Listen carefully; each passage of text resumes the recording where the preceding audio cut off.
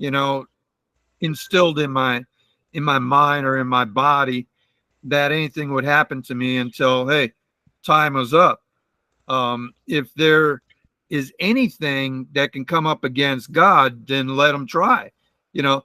And I stand on the assurance that the truth is going to be delivered. If I'm part of that delivery, so be it. If I'm not, so be it.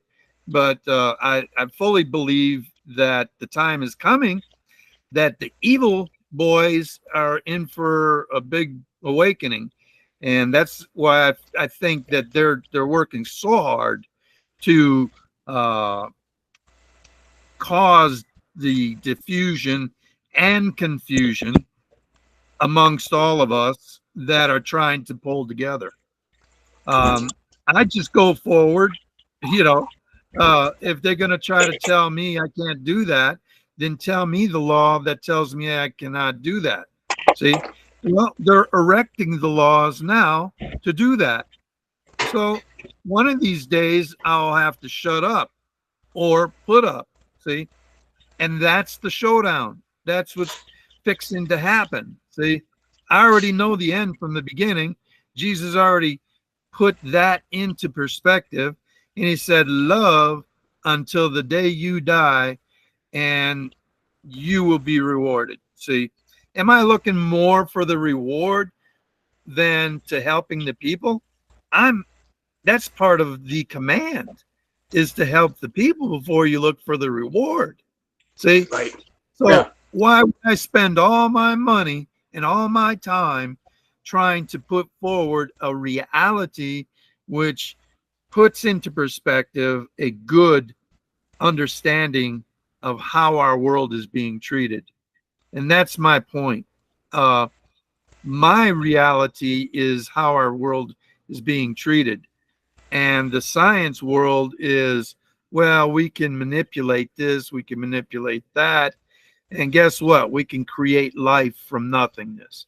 Well, when that day comes, I'm sure that's the day Jesus returns. You know what I mean?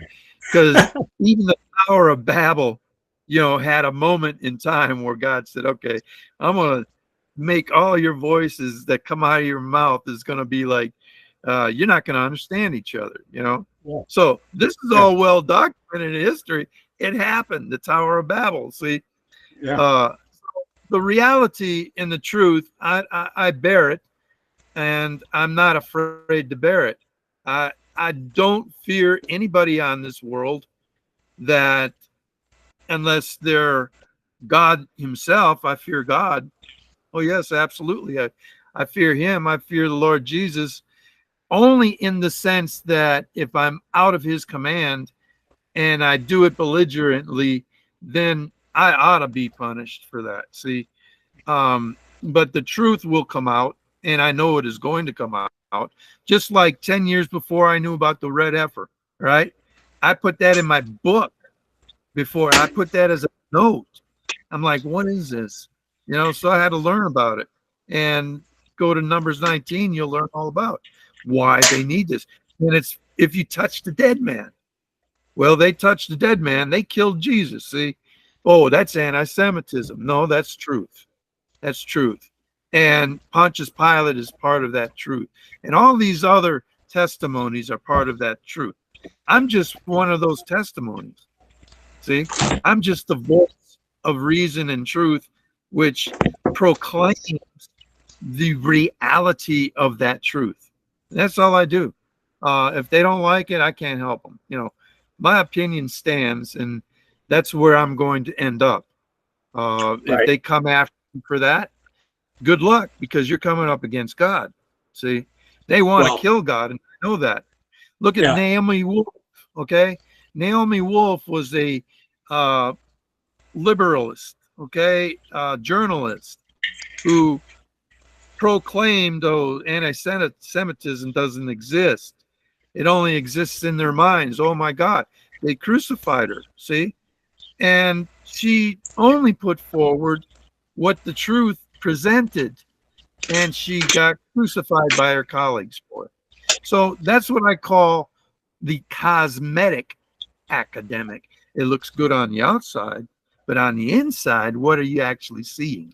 See, your cosmetic academic is the one who loves the money, is the one who loves the fame, is the one who wants to put forward, their agenda for the greater supremacy of their ideas. See, that's not what it's about.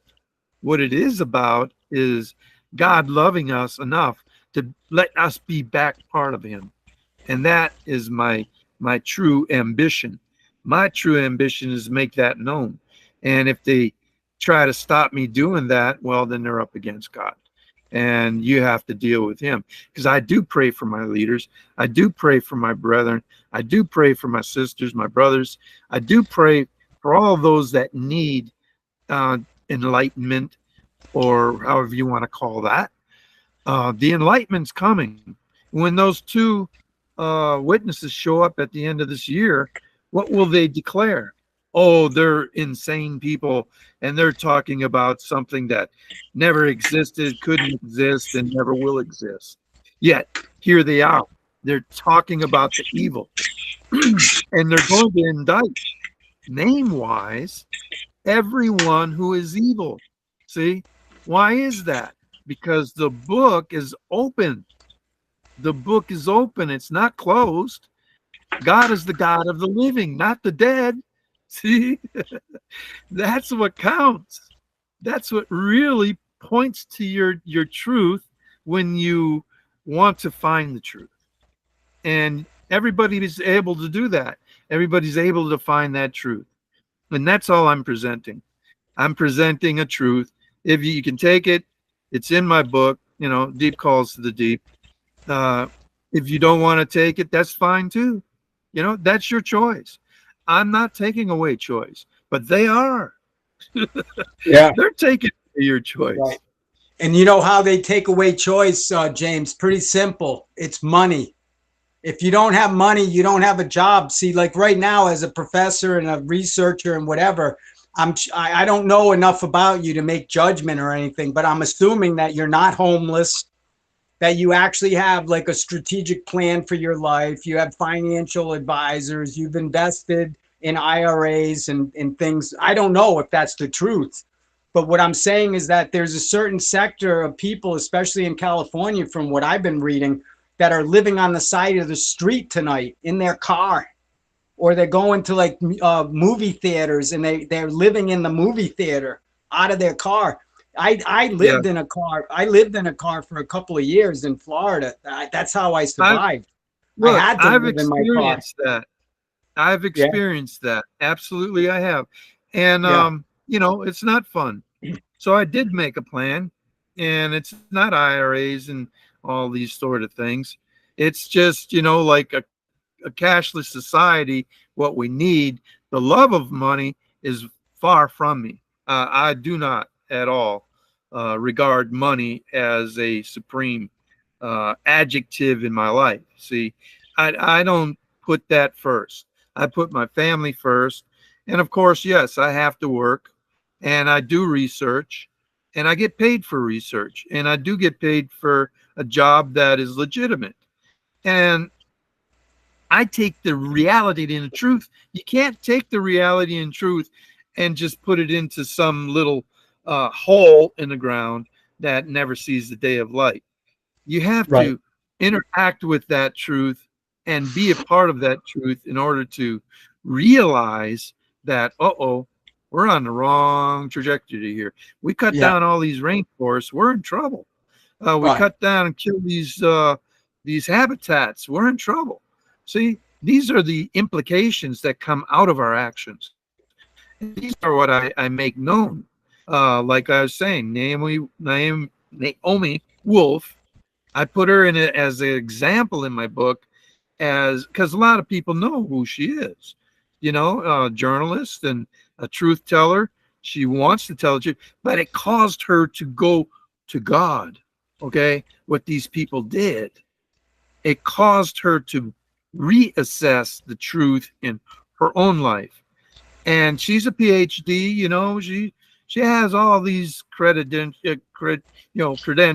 and I don't care about credentials. What I care about are the people. I care about them learning the truth and learning what these liars are doing with the truth. See, Yeah. it's just like the beginning. And so Right. shall it be in the end.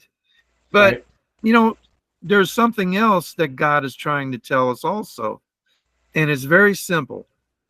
God said, seek me and I will seek you. What? You know, hey, God's going to seek me if I seek him. And this is what he tells us in his word. See, I'm going to seek God. God's going to seek me. He's already seek me. He showed me what love is. See, and he showed you and he showed all the people. What did Jesus do in his life? Why did they kill him for doing good? Because they disrupted, they made known the truth in regards to what God's plan is for each of us. God's plan for each of us to have life everlasting. Oh, you can't have that. You can't have, the devil's like, oh, well, I'm death speaking now. You can't have life everlasting. I'm going to take that from you. Watch and see. I can do that. You know, that's what the devil's saying. And I'm just like, no, that's not what the devil, you're not having anything in my life that has any potential to hurt my ability to make known the truth. And that is the truth. Yeah. He has no power whatsoever. If Jesus is in you, what is out of you? See? Yeah. Well, I think, James, Out we need to be, I think, James, just to interrupt for a second here, we need to be very careful, even in the words that you're describing, for some of the audience that we're actually trying to reach in the unifying or the unity consciousness. When you start talking and actually setting a polarity or duality between like Star Wars, like Darth Vader and Luke Skywalker going up against each other with the lasers and all this other shit. You know, what we want to try to do is help people to understand, very simply put, if we stay in the center and we stay unified, that's why the US government and all our founding fathers said, united we stand, and I say tall and proud. Or divided we fall, and I say crumble to the ground, like Humpty Dumpty falling off the wall, for Christ's sakes. You know, these are the alternatives that we have. They're very clear. And that's what 0 and 1. In mathematics, related to the work you're doing with soil remediation, any scientific study, we have to come back to the mathematical proof of whatever you're talking about. And if it's a religious belief within doctrines and all sorts of scripture and tablets and things that were left behind as evidence, all of those, that evidential proof is limited very much to the overall real-time reality. And then when I say reality, I don't mean one reality, because your reality, my reality are probably a little bit different in the sense, but we connect at the center. You can come from all sorts of different angles and approaches and education and in history and programming, quite honestly, perception and feelings and beliefs and opinions and judgment and discrimination, separation, and what have you. But the reality is we come to that center point. So I want to make sure we are recording now. Guilherme actually turned on the recording. And for people that are listening, we have already been engaged in almost 2 hours of very energetic and passionate exchange of knowledge, of like James says, the truth, as James believes it. This is not scripted. We are not going to edit this. This is going to go whatever. When we're done, we were supposed to go live 2 hours or so ago, and I made a presentation actually and introduced James and Dr. Ali, who did not join us tonight, which is a little bit surprising. For whatever reason, you know, we're not trying to limit the effectiveness of just being here with James and I, but to have an audience and to have the third person is what we need. That is the power of 3 and then 6 and then 9. That's what Tesla says is kind of the equation for exponential growth and to go viral. Not with a bad virus or anything like that, but actually the virus of the good news of the Lord. And like James is talking about Jesus Christ, and what I'm saying is that it's about the unifying or the unity consciousness, which includes not only Christianity, but it includes even atheists, people that don't believe in God, people that think it's all fantasy land. And so what God's consciousness includes everything, every person, every place, and everything possible and everything impossible. And so the discussion we're having tonight is about planet health and what James is doing. James Boyd Fuller, who's an author and has written many different subjects and journal articles and very, from what I understand, very credible. And also Dr. Ali is kind of the testimony expert, from what I understand, that's bringing the evidence about how do we actually rehabilitate the earth from all of the pain and suffering that we've caused over not just our own generation since the atomic bomb and Pearl Harbor and now 9/11 and all these other crazy in Gaza and in the Ukraine and everything going haywire right now. But that's actually a good thing. What I say, James, is with evolution and human evolution has taken, God only knows when the last time we evolved to this point of understanding and awakeness, a consciousness, like cognitive behavior, like critical thinking, mathematics, proofs, clinical trials, a study of the exact reality, like you say, the truth of what we're dealing with. And so no time ever in our history have we had the ability to tie into this intelligence that we call common sense. When people say common sense, that means that you have a complete knowledge of everything, and you shouldn't be making these ridiculous mistakes like poor quality in safety and security and all of the problems with hiring people and whatever, and attorneys and a judicial system and prisons and immigration. And it just goes on and on and on. It's just never ending.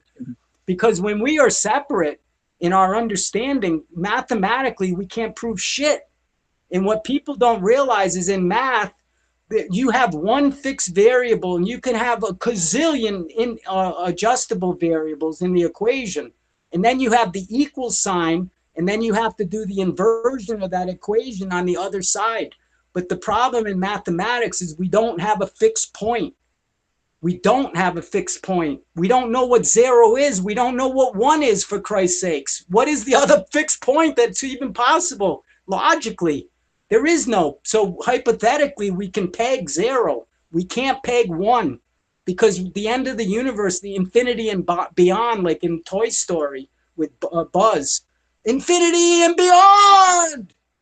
We have no idea what infinity is, let alone what the fuck beyond is. But at least we have Kelvin 0 and absolute 0. We understand that the frozen point of matter does not stop the energy from flowing. We actually have to come to that 0 point field, or what they call 0D void, or vector equilibrium. There's a different language, but the reality is it's still one fixed point. So in mathematics, they have these adjustable variables. You try to set the to equal in the inversion. But there's one variable, James, that all of the scientists add at the last minute.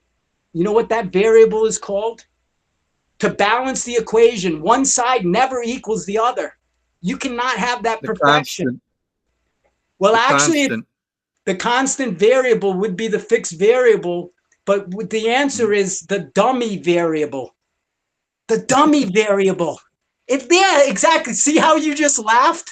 I was in graduate school studying high-level mathematics and matrix algebra and advanced trigonometry and all sorts of crazy shit. I had no idea what I was in. I failed the class.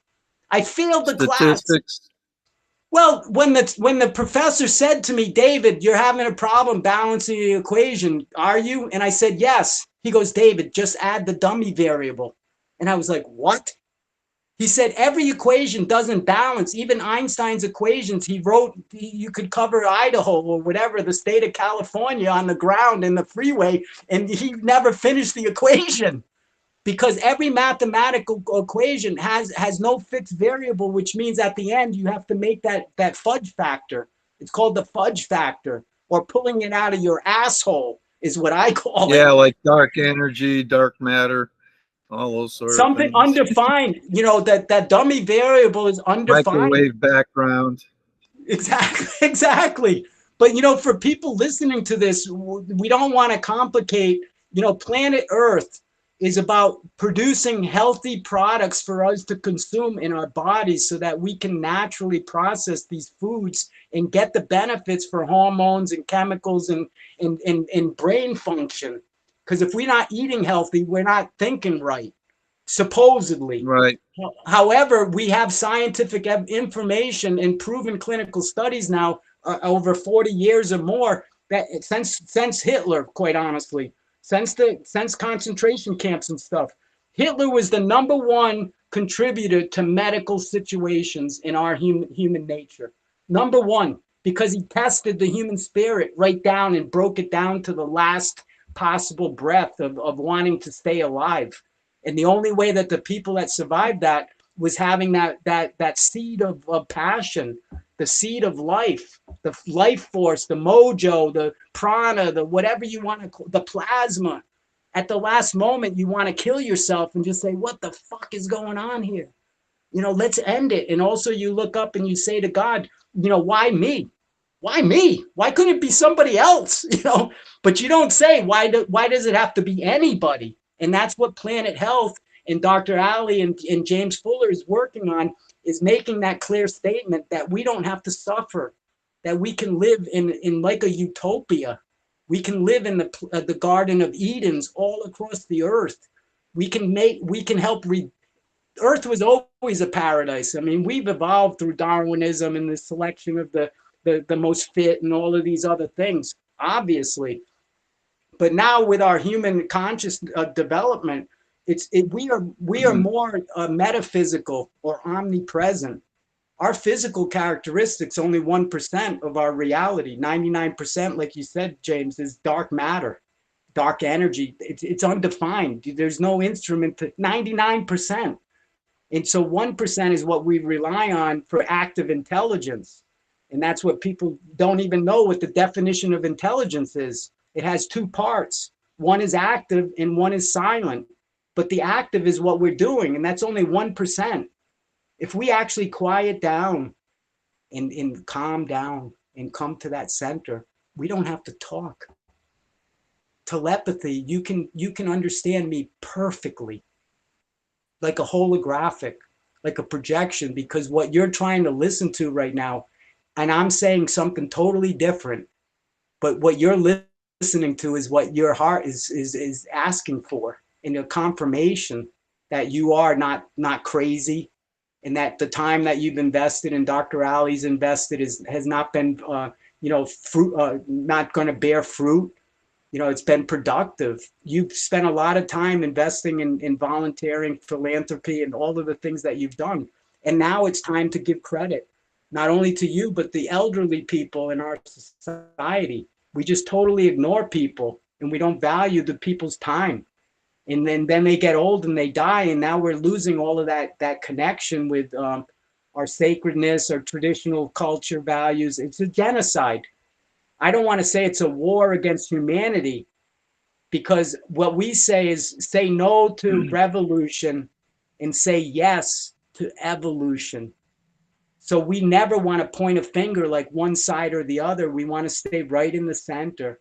We want to be aware and conscious of both the good and the bad, the right and the wrong, Yeah. the evil, the devil and God. We want to stay right in the You middle. have to be the anarchist at times. At heart, I am an anarchist because uh, I believe the truth is the truth for the truth's sake.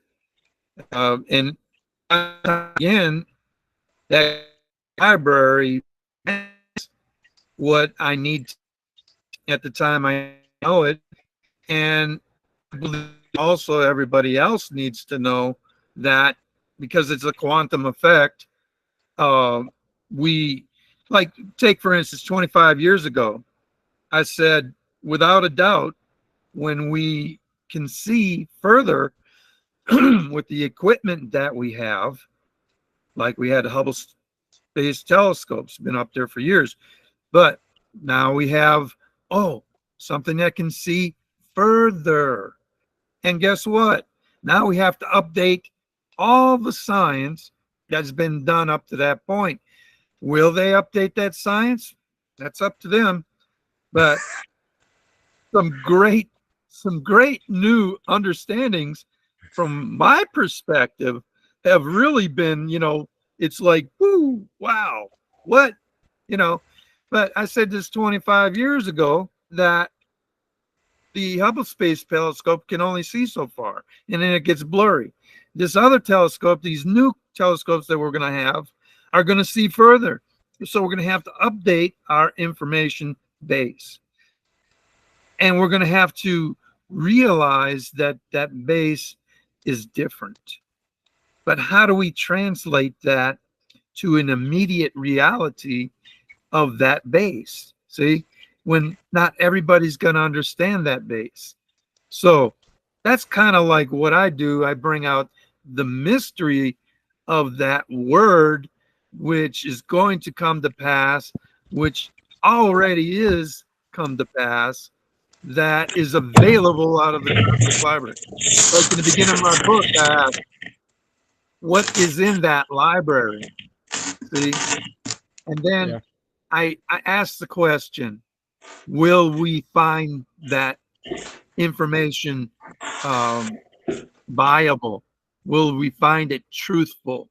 Will we find it exciting? Will we find it creative? See, so it depends on what we do with that information. And if we make it complex, then we're losing the ability to realize a simple aspect of life, which life must maintain life. If I were there, I'd go out and pick some berries for you, and I'd go out there, climb up that that palm tree that's 20 meters high and get you a coconut, and then say, hey, next time it's your turn. See, but we're not doing that today. Nobody is really finding aspect of the intent of our purpose. And I try to bring that to the forefront. I try to bring that as a cascade effect. It can really enlighten our hearts before it enlightens our minds, because our minds are lagging behind. See, look what we've taken from a telescope to what we have today as an ability to bring more of the universe closer to us. So my question is, how insane are we? All right. How much insanity has been perpetuated onto our minds already? And if I ask that question, I need to solidify the reply in my own heart, and everybody else has to do that too. See? Because if you don't, you're not in reality again. Because insanity has a way of creeping up and taking away your reality. Yeah. And then what are you left with? Yeah. Well, what I think you're left with is mental illness, because what you're doing is something that's a duality and not a unity consciousness. Because the words that you even just described was about the I guess the momentum shift from one state of being to another state of being. So like an either or. Like some professor once said to me in university, David, it's not either or. It's actually neither nor. That's where we want to go to. We want to go to the center where it's neither nor, the right or left. It's not Democrat or Republican. It's not any type of separation. Like we already talked about, the word we. The only word, one single word that describes everything with no polarity is the word we. It means you, me, them, us, we. Every person, every place, everything possible, everything impossible. So what you're talking about, even with the Bible in scripture, it's very interesting, but that is one polarity, because some people don't believe a word of that. And That's you're okay, convincing. because Yeah, I the know, but truth, it's not the a truth matter. is It's, still yeah, there. but see, the truth is in the middle. The truth does not ignore, even like cancer. We heal all diseases with our technology, all of them in 20 seconds. We can show definitively that you are enlightened. And when you're enlightened, you smile. That's how we show it. Because when you go through the process of enlightenment or self-actualization, all you have left is the smile of your life, because it's all amusing. And how you get to that realization is a journey that can be enjoyable. In like the world that I live in is hospitality and hotel development and food and beverage and entertainment, like casinos and stuff. The last thing I want is somebody that's a lump on the log, you know, a negative going into the casino floor, like with a gun or something. And I never gambled. Interesting fact about myself is I kind of grew up around casinos in Lake Tahoe, not in Las Vegas. In Lake Tahoe is my experience.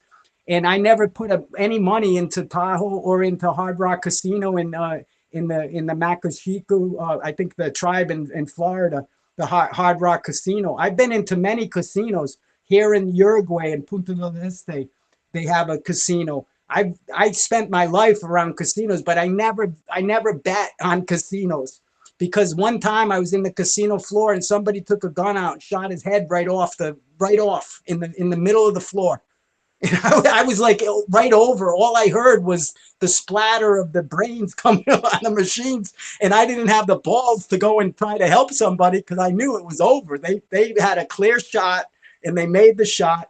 They went in the casino and blew everything that they had, sold the house, got divorced. The kids left them. They were totally disconnected. And so I internally, I was like, I could not understand. I was mentally traumatized that day. I had to go and get drunk on Jack Daniels. I drank a lot of Jack Daniels that day. Let's put it that way.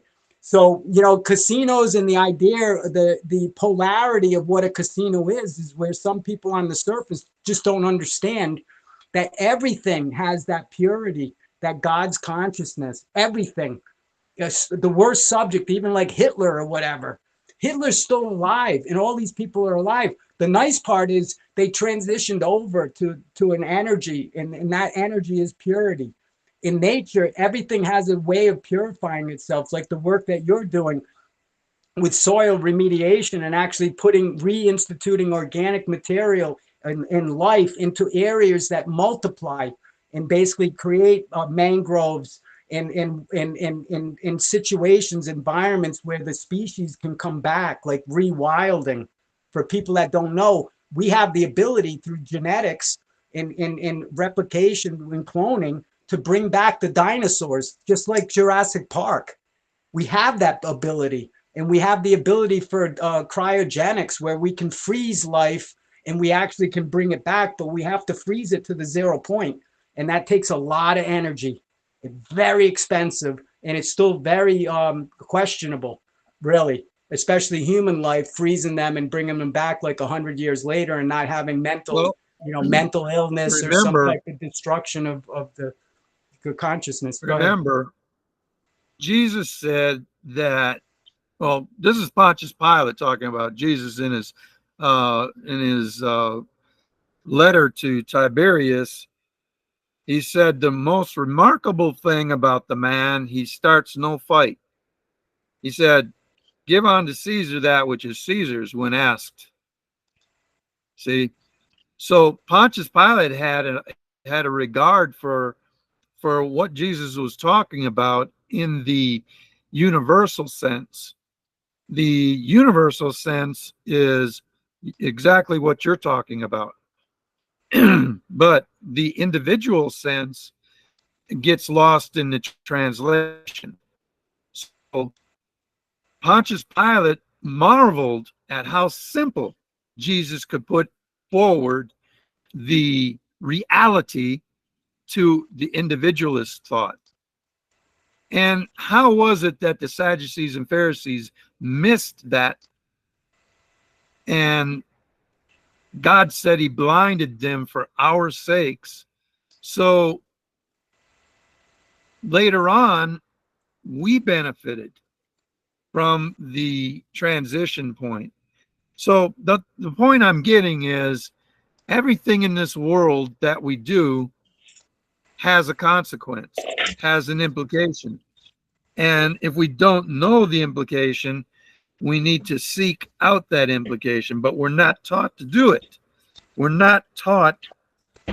So, is there a reason for that? Is all I'm saying. Is there a purpose for that? And I think that's what we all look forward to finding in the end, that purpose for us being left out or being left in. See? Right. But we have to seek now. Jesus said, give unto Caesar that which is Caesar's. So what does that mean? That means that if you're living the life that you're living, keep living it, but obey that which is God's. And what is God's? God created the heaven and the earth. See? So I have to obey God before I obey the man aspect. So I'm going to believe in what God's telling me, because everything in the Word of God has brought me to the point where I've read the Bible, see, and I've read the points of view of God. And it's not his fault we're in the position we are. It's the decisions of the intermediary that we rely on, calling them the authority that got us in this position. So once we understand who's the authority, which is Jesus pointed out, very simple, give unto Caesar that which is Caesar's, but unto God that which is God. Well, God is over all of that. See? So that's why I smile. I mean, that's why I can say without a doubt what's fixing to happen is going to be for our benefit. It's not going to be for our disbenefit. I'm not afraid of a rapture or whatever they call, the taking away, those that believe. It's going to be a moment in time that is very special to those that do believe. And they will be pleasantly surprised. See? So I'm in that category. Yeah, okay. But I'm not going to say that, Caesar's point of view is greater than God's point of view. I'm not going to do it, because they're the infant, they're the child in the park that is trying to figure it out, when God has already given those with the cosmic library the figuring and the estimate. See, put it this way. What would you rather have, a finite life or an infinite life? I'd rather have the infinite life, because finite sometimes comes up with solutions that just don't make it. They don't make sense, and they still don't. So let me chime in on just that comment. Let me try to chime in on that comment about things not making sense related to Buckminster Fuller. Are you familiar with Buckminster Fuller and the Institute in New York, and the challenge that they've been? He's my great uncle. He's your great uncle. My great uncle. Wow. Yes. Congratulations. So you're directly inventor of the geodesic dome and concepts of life living. Yeah, but what I was trying to what I was trying to allude to is the comment when we try, like the Buckminster Fuller Challenge is a annual competition where entrepreneurs, innovators, pioneers can submit various ideas. Obviously, the purpose is to try to alter or change humanity and transform for the better, related to scientific investigation, study, and what have you.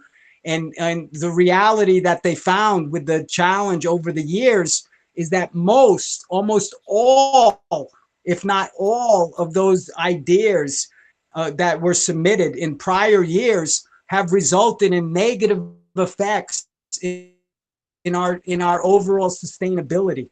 So when we look at the overall holistics of models like circular economies and things like that, the organic aspect of it, we need to be very careful, the science community, because we are making, even with your work with soil remediation in this fertilizer that you've kind of, Dr.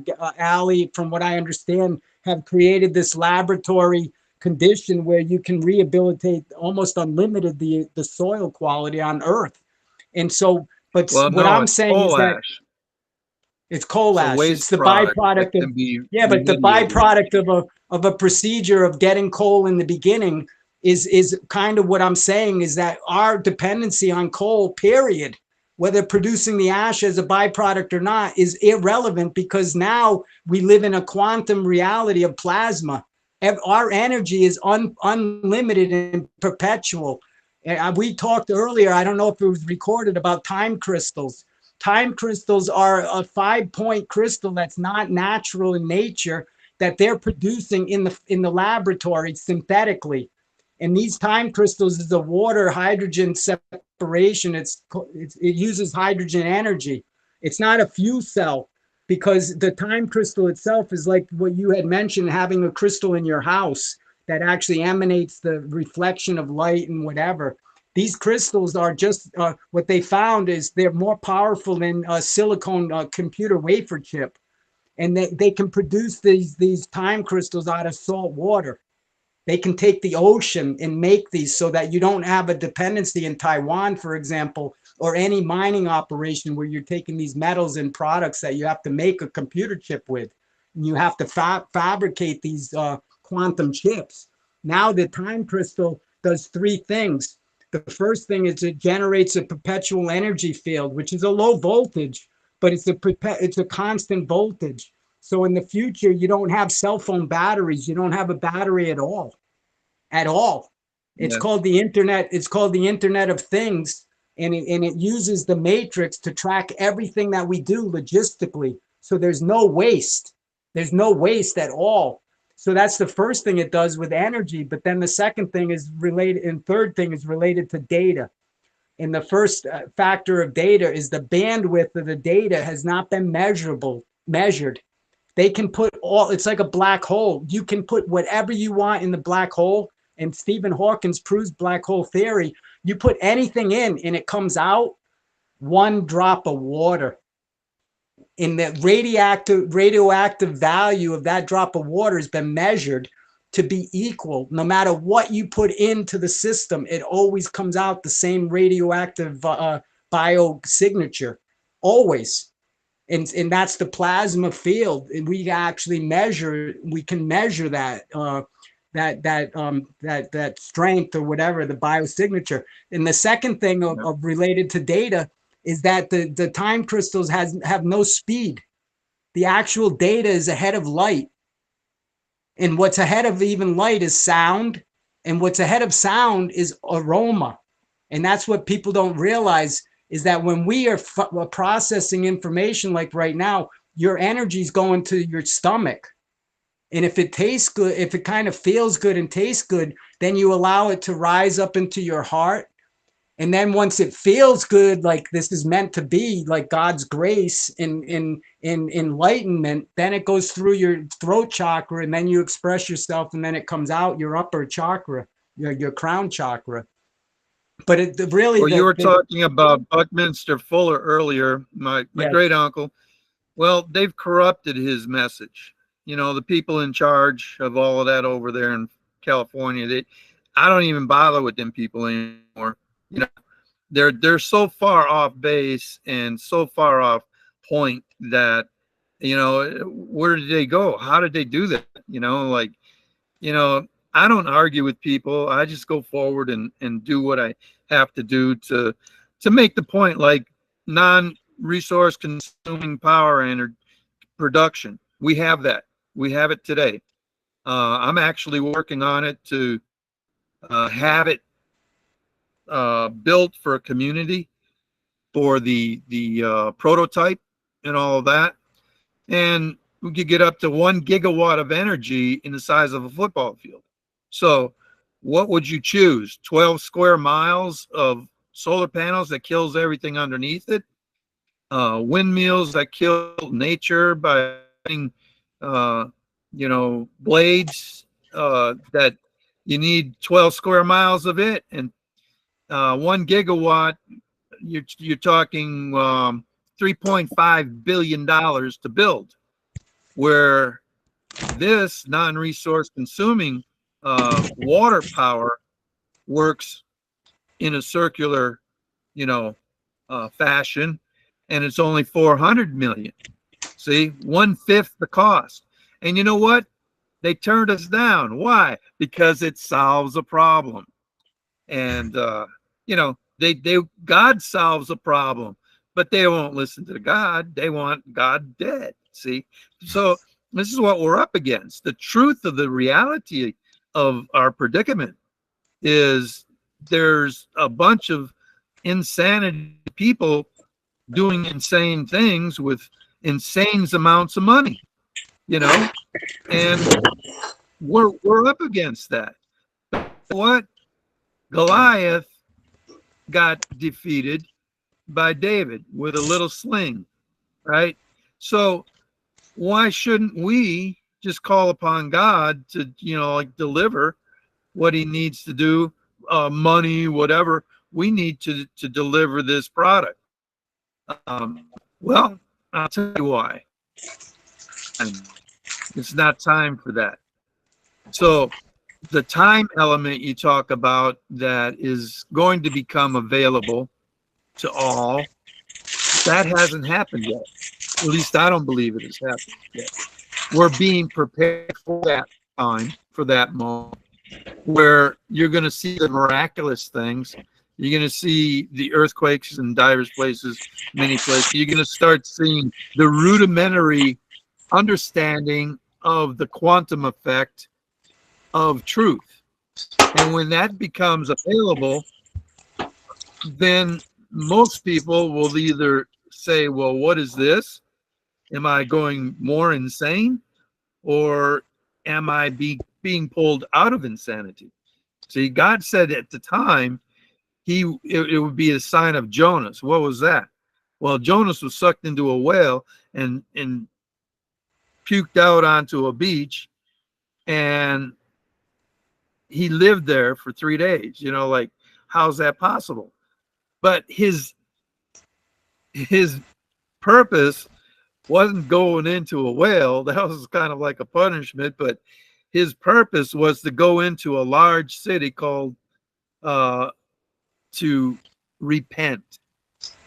That was the sign, to repent, to make sure that our hearts are resolved to all of the hurt and anguish that is being perpetuated onto all those that try to do good.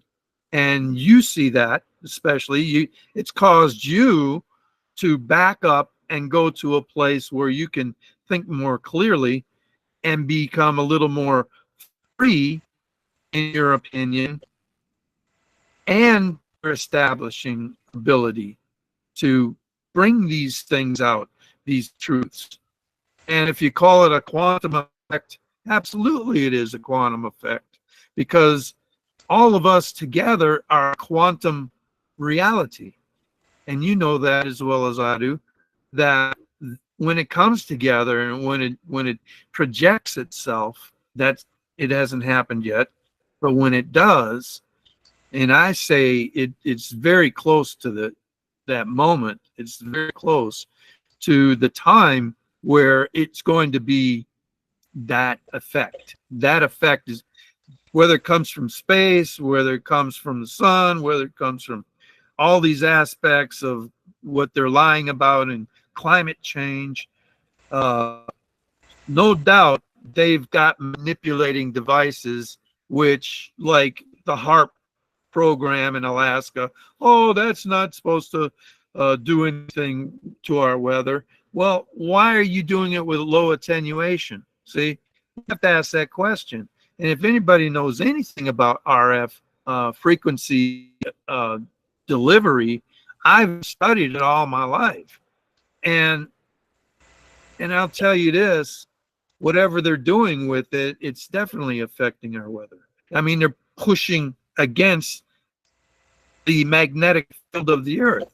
I mean, what do you think that is? See? So these are the facts that I gather, and these are the truths that I understand, that it's not a good place. Like you said earlier, man is manipulating his environment to suit his agenda. So I just using God as an example in his environment before there was a heaven and an earth, that he created it for the purpose of us to find him. And I believe that point is here today. We're very close to finding God.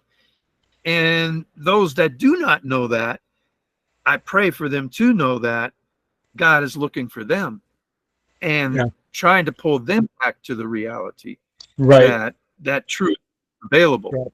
Well, let me chime in just for a second, James, and just for people listening here. You just described that we're still on a search for God, and I just want to make a comment just to try to add a different perspective. The search is over. God is here.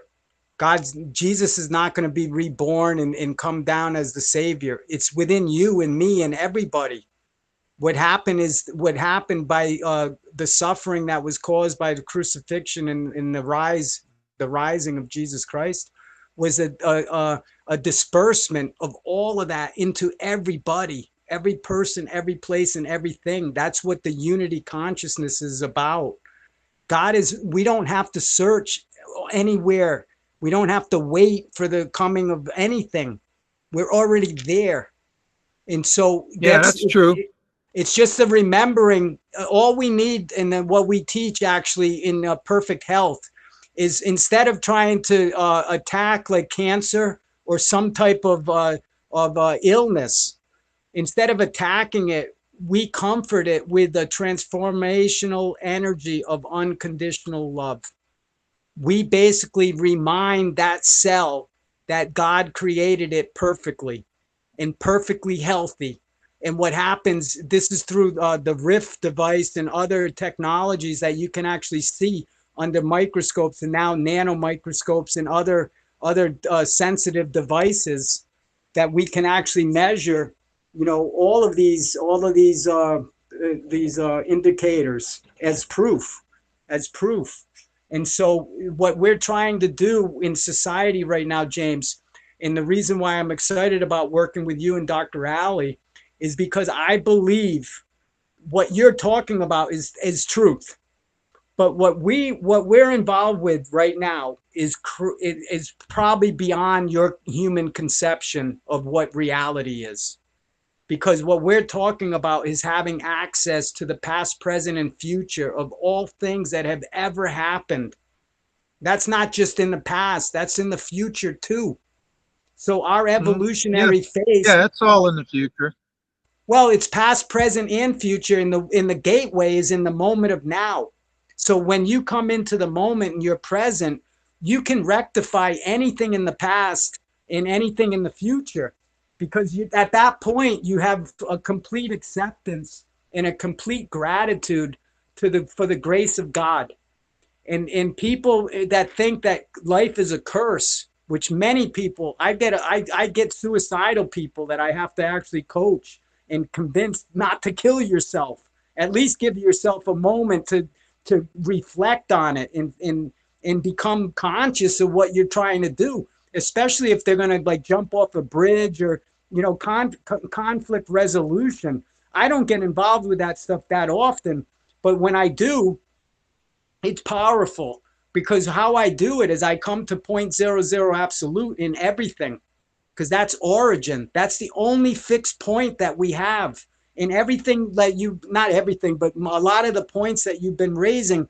It doesn't, for the people listening, it's confusing, because what we're not doing is we're not going to that fixed point of 0.00 absolute and then explaining phenomenon from that point. What we're trying to do is talk about all sorts of ancient texts and scripture and prophecy and mythology and stories and indoctrination and whatever. It's all blended together. And what I'm trying to say in a short span of time, because I know we're going on 2 hours right now, and most of our conversation for people listening to this was almost 2 hours of non-recorded exchange of energy between James Boyd Fuller, who's an author and a scientist and has Planet Health, which is I guess a movement. I don't know if you want to say a couple of things to the people that perhaps are listening to this later in the recording, James. But the purpose of this meeting here tonight is to really come together and promote planet health. And I haven't even talked about my own personal interest, because for me, planet health is an integral part. It comes down to the seed of creation. So we can talk about 0.00 absolute, but at that point, there's a seed. And the work that James and Dr. Ali does is how do we protect that seed? And how do we actually foster that seed to optimize the condition of that life in its purity and innocence? Really, it comes down to the innocence of our unconditional love. You know, what we can come to, in our opinion, is to love like we've never been hurt before. That's what our goal is to, because we're all older. We've gotten banged up. You've gotten banged up. We're all through the trials of hard knocks and through discipline and wisdom and surrender. You know, the people in our age group, like your age, is a little bit older, but you're still like a brother. I mean, you're not really old enough to be my dad, you know, so that's why I call you like brother. And Ali, even, you know, most of the elderly people, like my parents, I wasn't raised in with my parents. I was raised in foster care in the state of Rhode Island. So my guardian's the state of Rhode Island, my father and my mother, really. And so, you know, some of that for me is a little bit of a stretch, in the sense that, you know, the unconditional love. First of all, love for me was something that I didn't really experience. I didn't have, you know, my mom to breastfeed until I couldn't feed anymore or something. My teeth grew, you know, like some like children, they're connected with their mom, like totally. So I kind of broke free early from that dependency. And it's been a little bit difficult for the adjustment process, but so be it, through God's grace. And now at 60 years old, I can look back, kind of similar to maybe perhaps your experience, James, and I can put the pieces together now. Because when I was going through like divorce and bankruptcy and all sorts of alcoholism and DUI and some drug addiction, and I was never in prison, thank God. You know, that's the only thing that God graced me, and I wasn't incarcerated, and I didn't hurt anybody. That's really that allows me to have that freedom, or the clarity of living on an island right now off the coast of Brazil as an American that doesn't speak Portuguese really that well. And for 25 years, people say to me, David, when are you going to speak Portuguese? And I'm learning now, James, only because of a necessity, not because I'm trying to. I want to connect with everybody from, like I said, at 0.00 absolute with pure compassion, unconditional love. It's already a connection. I don't have to speak the language per se to get there, but it does help. It does help, you know, and it makes things a lot easier. 25 years I've been involved with this project. I focused my graduate work at the University of Rhode Island on a thesis to optimize land. And how do you optimize the development, including all the policy, legislation, and all of the caring like you deal with the soil itself, air quality, water quality? How do you optimize every one of those variables? In over 25 years, I determined that there's 60,000 pieces of the puzzle. And how do I know that there's actually definitively 60,000? It's like going to the store and buying a jigsaw puzzle. That puzzle has 60,000 pieces, but what you have with that puzzle is a picture on the front of the box. And so you have a big picture. So you can open the puzzle, drop out 60,000 pieces, and then you can organize and build the border, and then you can fill in the area because you have a template. You have a template. You have that big picture.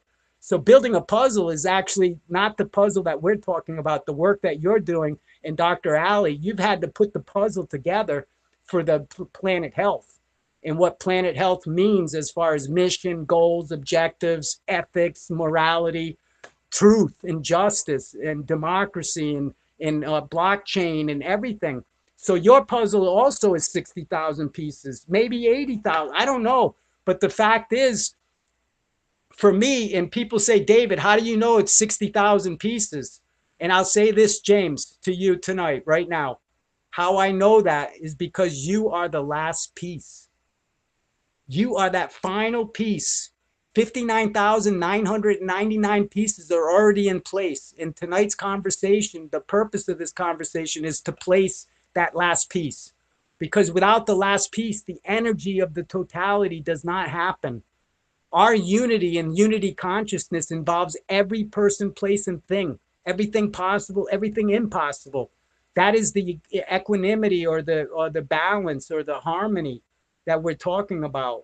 It is like a musical score or a classical whatever, a novel that was just, or the Course in Miracles or something like that.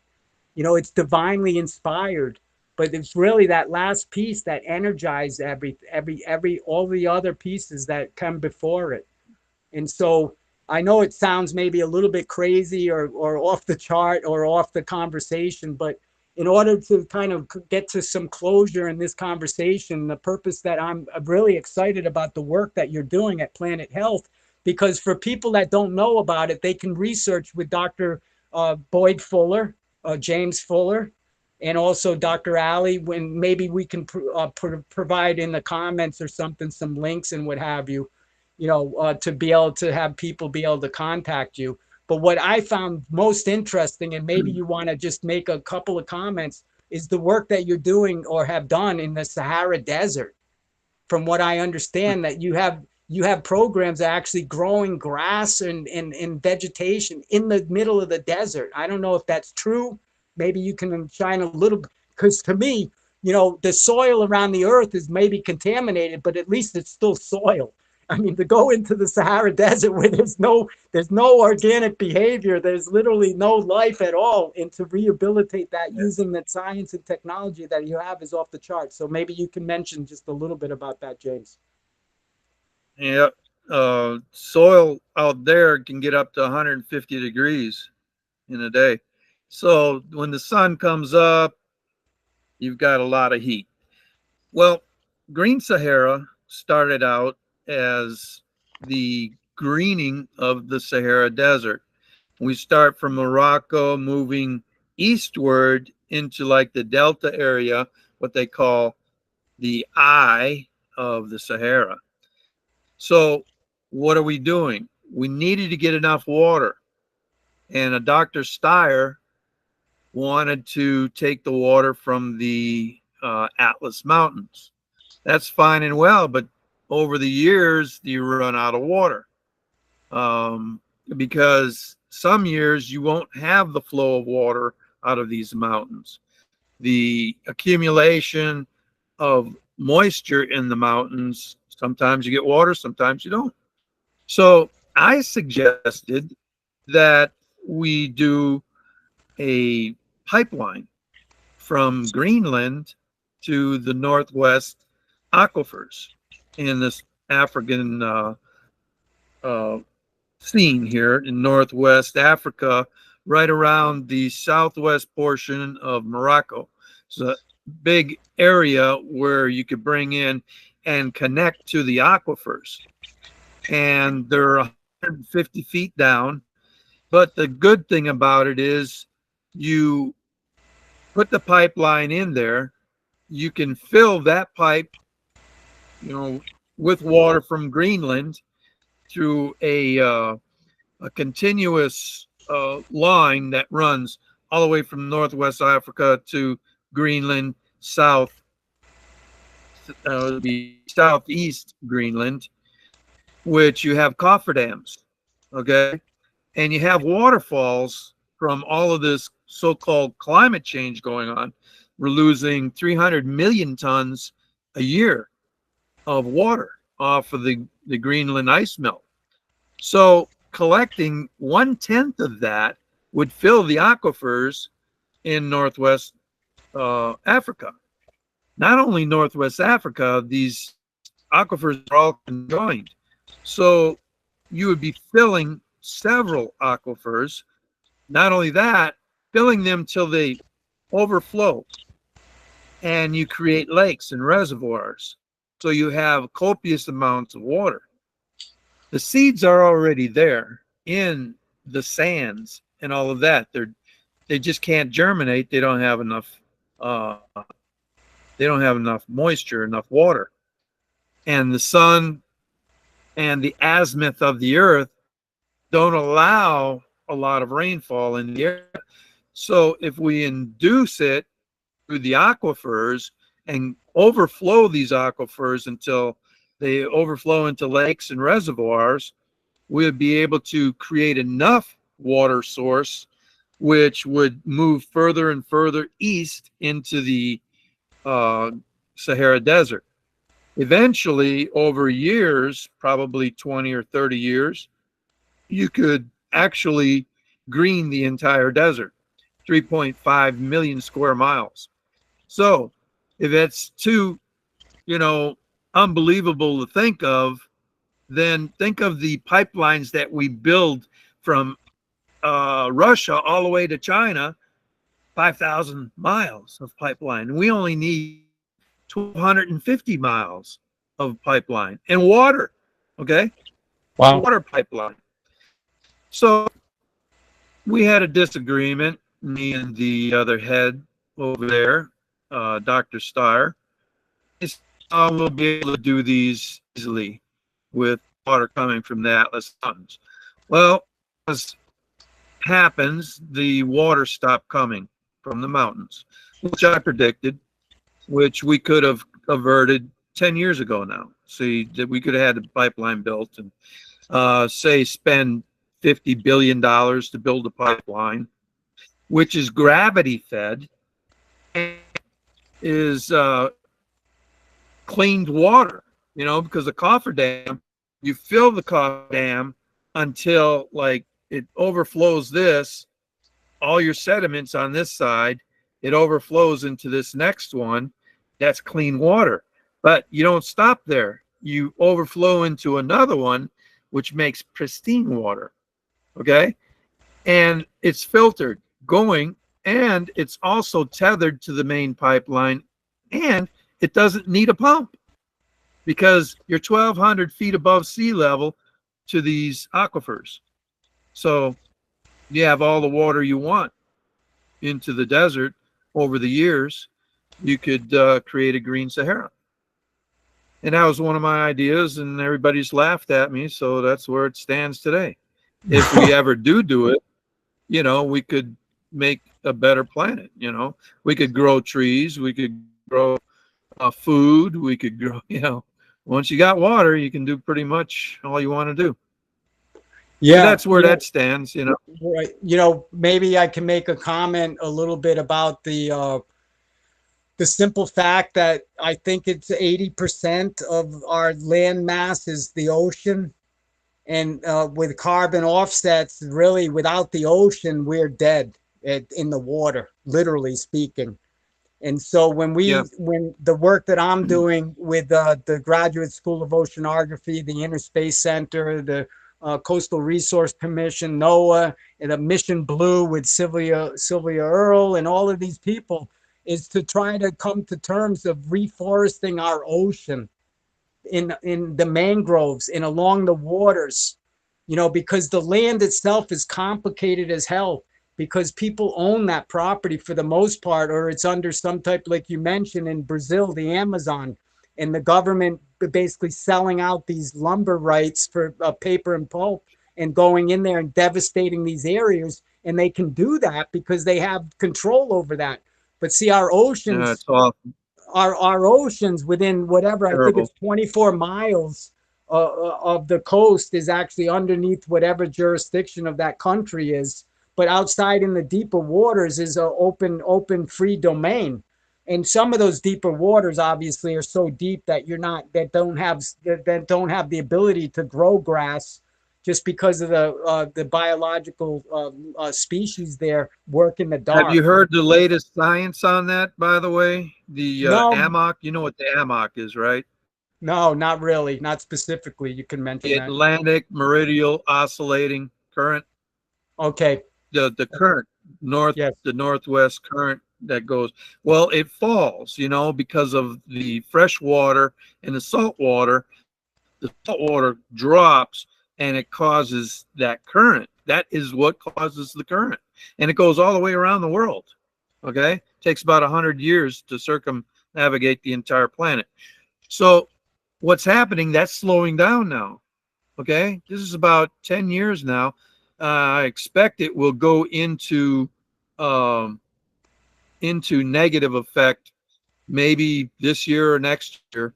Once that happens, you have no climate transfer in the northern Wow. northwest uh, the Atlantic cycle. You'll stop having weather and it'll start getting colder in England. I mean, talking ice age cold.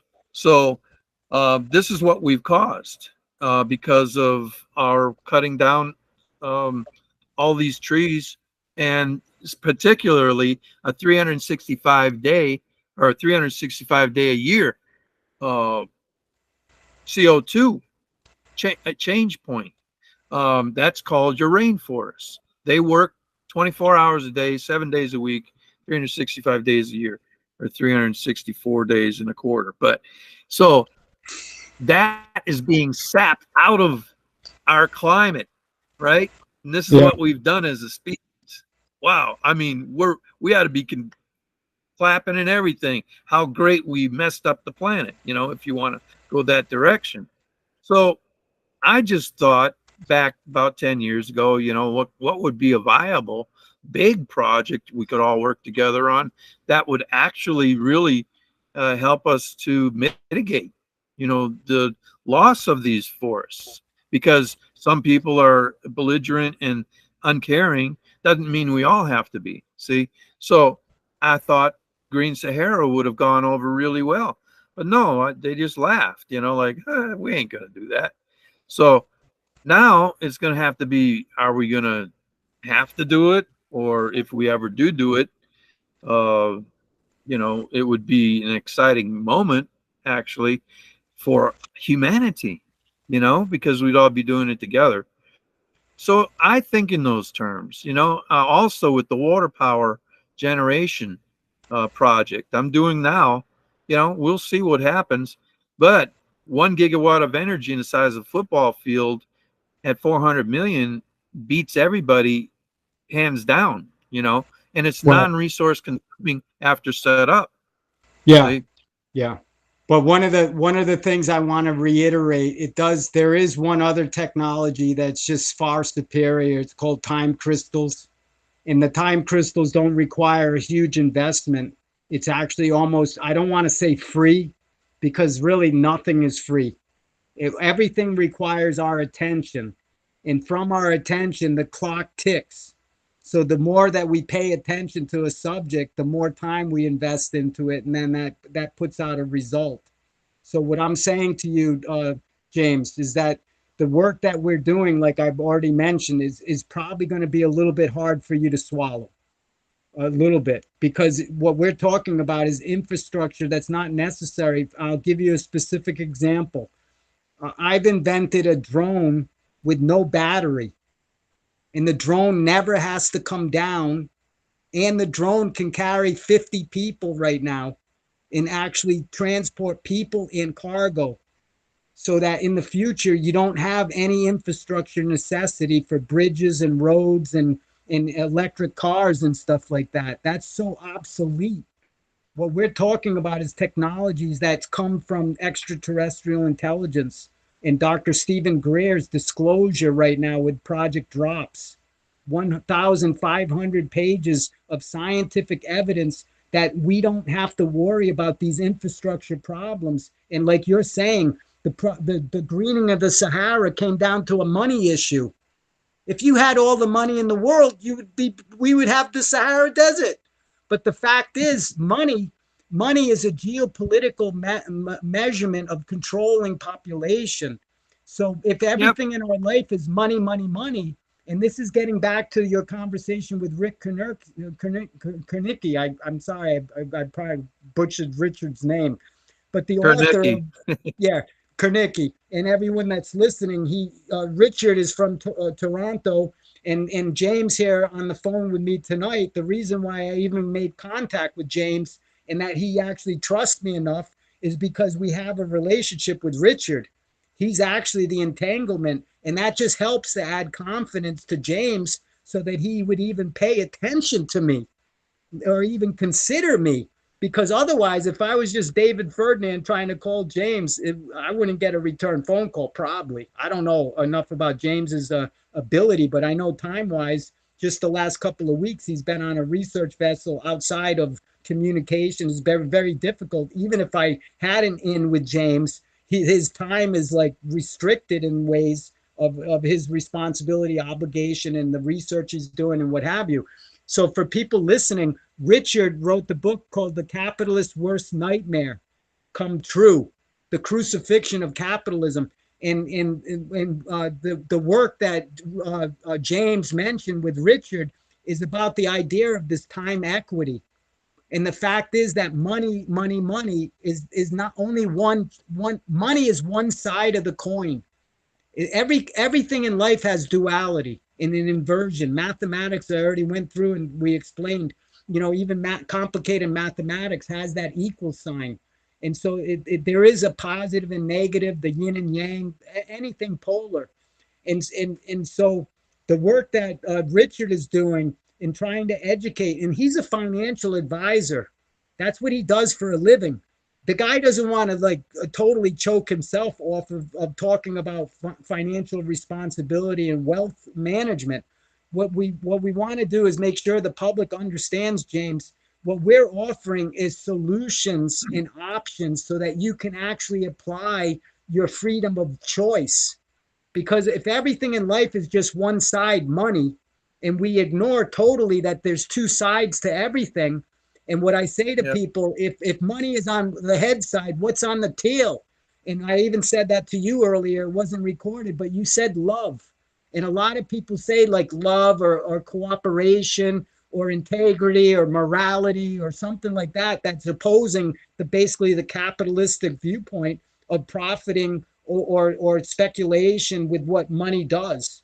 Money is a conversion of our natural resources into some object that we trade and we can inventory. If you can't inventory, that's not a monetary supply. And the thing is, we can inventory pretty much everything. And money can pretty much buy everything, even love. And that, I know a lot of people would say that that's impossible. But there's movies written or been done where, rich people provoke other people to sell their love, and that's what prostitution is. And whatever, you can just go down the rabbit hole. But really what Richard is proposing is to look at the other side, which is the time.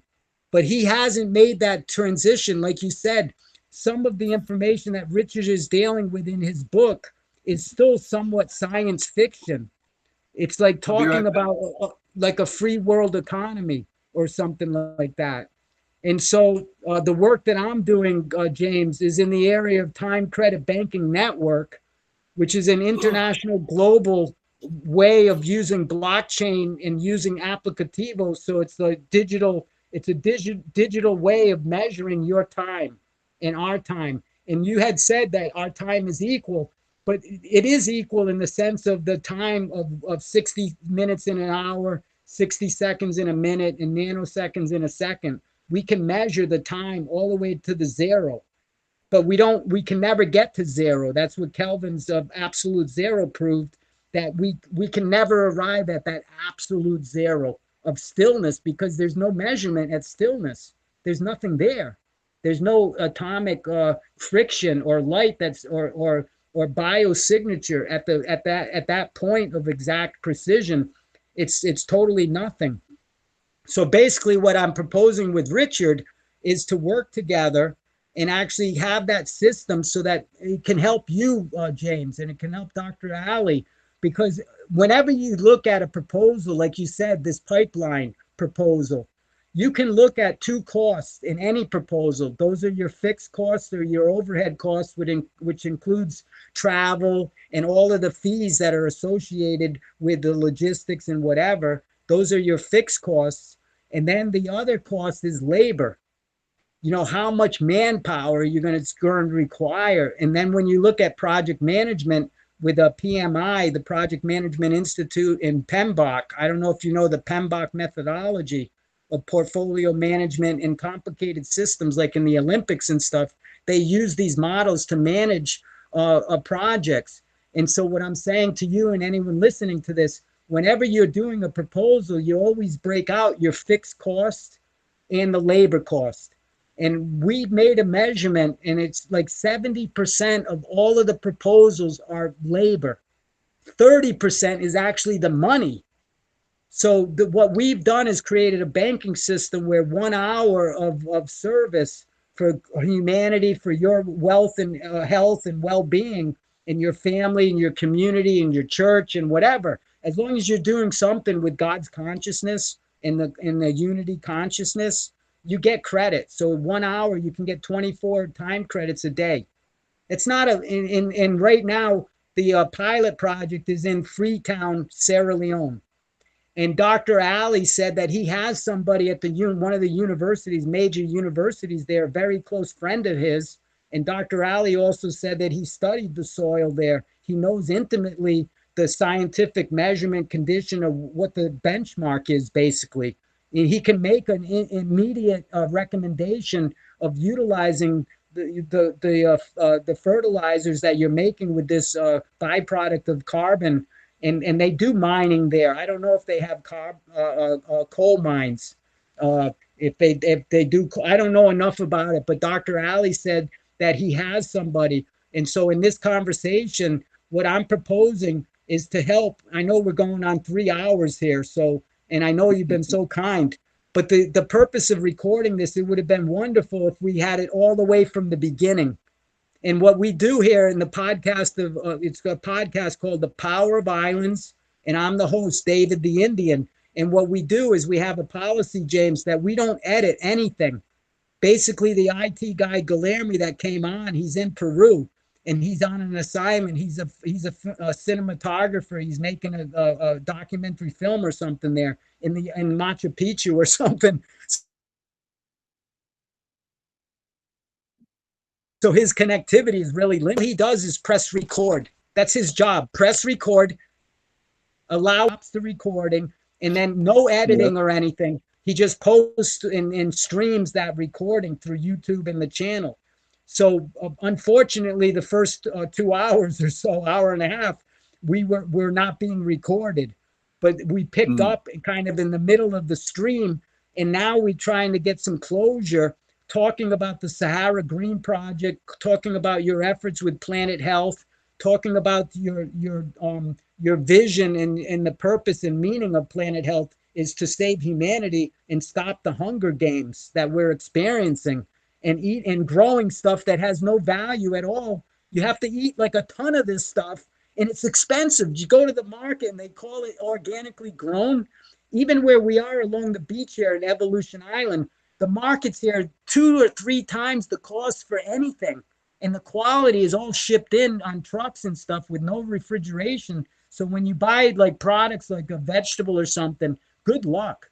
You might get 24 hours, even if you put it in a refrigerator and it looks like shit by the time. It's basically a waste of money.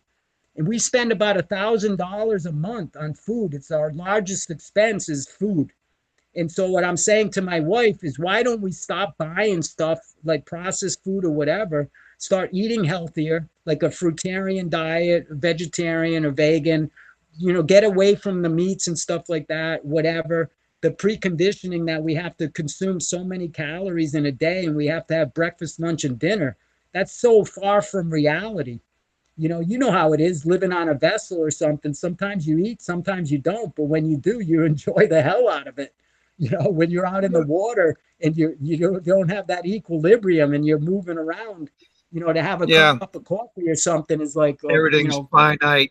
You have just so much to spend, and then you eat just so much because you don't have time. You're doing the data, doing the buoy marking and pulling up the equipment. It's very time consuming, and the vessels don't run very fast, so you cruise 10 knots maybe to the next destination. It takes you 2 days to get there, So anyway, I just wanted to show you my book.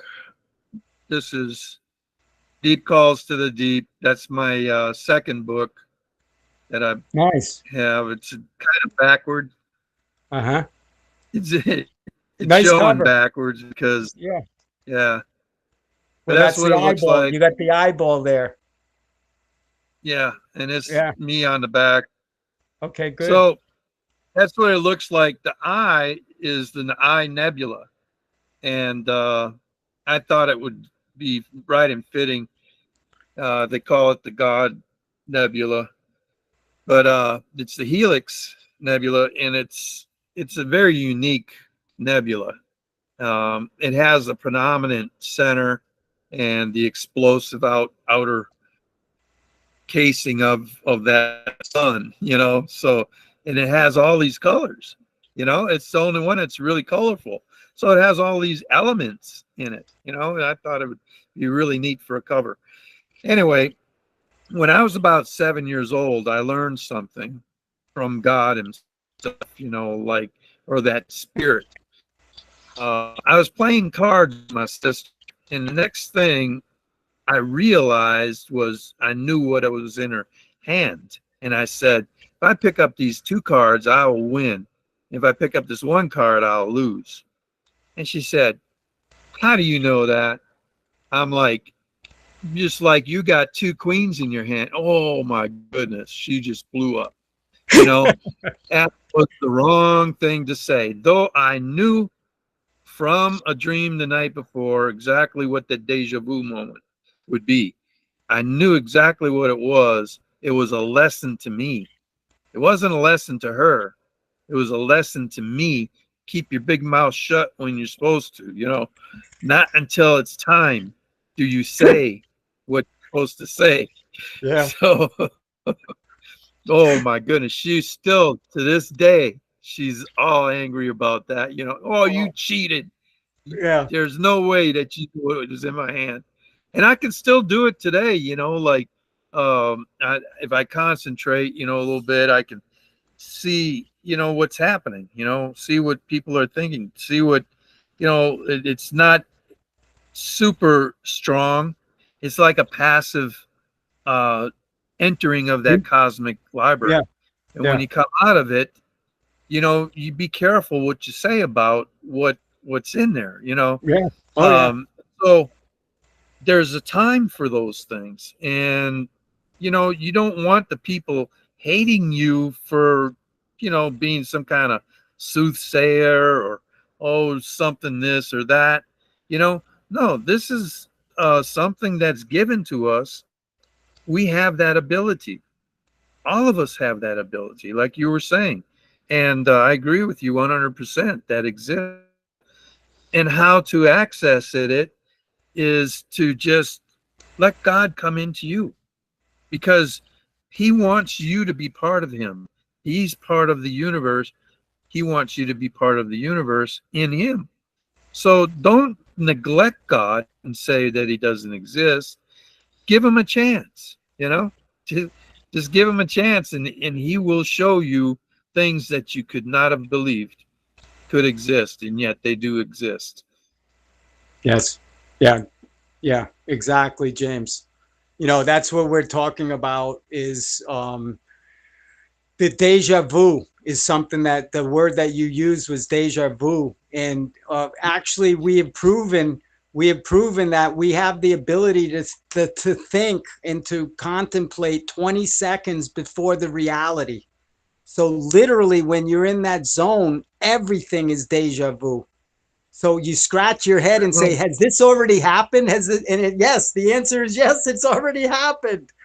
And so the prediction in the imagination that you put forth with like, for example, the Sahara Green Project, and how you already conceptualize the greening of the Sahara is amazing.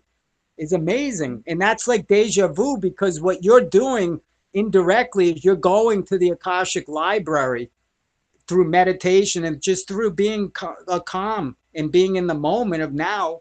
And a lot of people go there in the sleeping, when they're sleeping and dreaming, like lucid dreams and stuff, and they wake up in the morning, they say, oh my God, I feel like I did so and so. And the fact is you actually did that. So your imagination, when you create things, especially like right now, they say like 3D printing.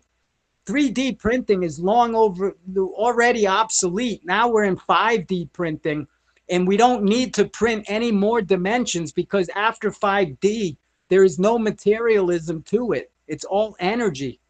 So it's literally a Yep. bath of it's a bath of white biophotonic light in the 6th dimension to the 130th dimension. Mathematically, we've actually proven that there's an infinite number of dimensions. But when you go further from the 5th dimension to 6, 7, 8, 9, it's all energy, and it's just a matter of finer, purity, in endless amount of filterization, like what you're dealing with, soil and water quality and that plasma state. Like I mentioned, we have physical, liquid, gas, and then plasma. So like in the Sahara Desert, what I would say to you is you don't need the pipeline, brother, because what we do is Yeah, the director. we tie into the plasma, and then we reverse that cycle, and then we take the plasma into the gas and then into the liquid. So the plants that we're growing right now are aeroponic plants. They're not even in the soil. They're hanging. They're hanging plants that grow bulbs like potatoes and stuff in the air without any soil, without any watering of it. Because what we do is we reverse that. We inverted from physical, liquid, gas, and then plasma. Now we're looking at the other side, go plasma and reverse it. And if we can do that mathematically, we know that's the sequence. Because I didn't invent, for me, I didn't invent anything, James. All I am is a channeler, really. Even I say I invented, I'm like a quantum inventor. That's not my original. What I am Yeah, doing is getting the inspiration from God, God's divine inspiration of intelligence. And I'm I allowing that agree. to flow. And I'm allowing that, just like you as an author, when you're writing a book, you get into that zone and you actually channel that information so that it's the truth of God that's speaking within, through you and with you. And so that's the creative origin of point zero zero absolute, where everything comes from and everything goes back. So what we try to help people to understand, even though that you have a lot of education and a lot of facts and things like that, the quantum leap is a whole different realm of reality, because it requires you not to, you have that's the leap. It's a letting go, like jumping out of a plane, like I said, without ever pulling the parachute, and just never ending fall. And having to deal with that anxiety wise, because you don't want to ever hit the ground and smash like a pumpkin. But the reality is, when we let go and we make that quantum leap, it is all air. It's not a Right. downward It's spiral. It's not a downward or upward or left or right.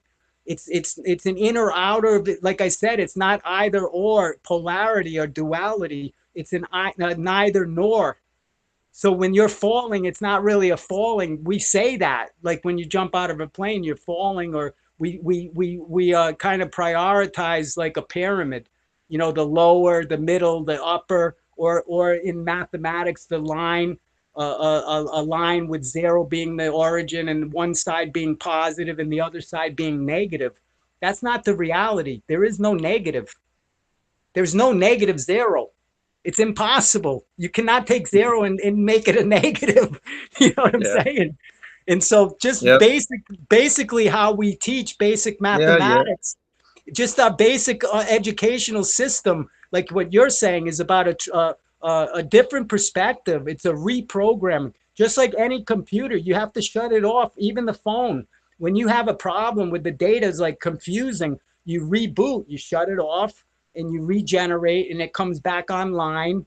And it, like with applicativos, you need to upgrade your app once in a while to the most advanced type of intelligence that app has to offer.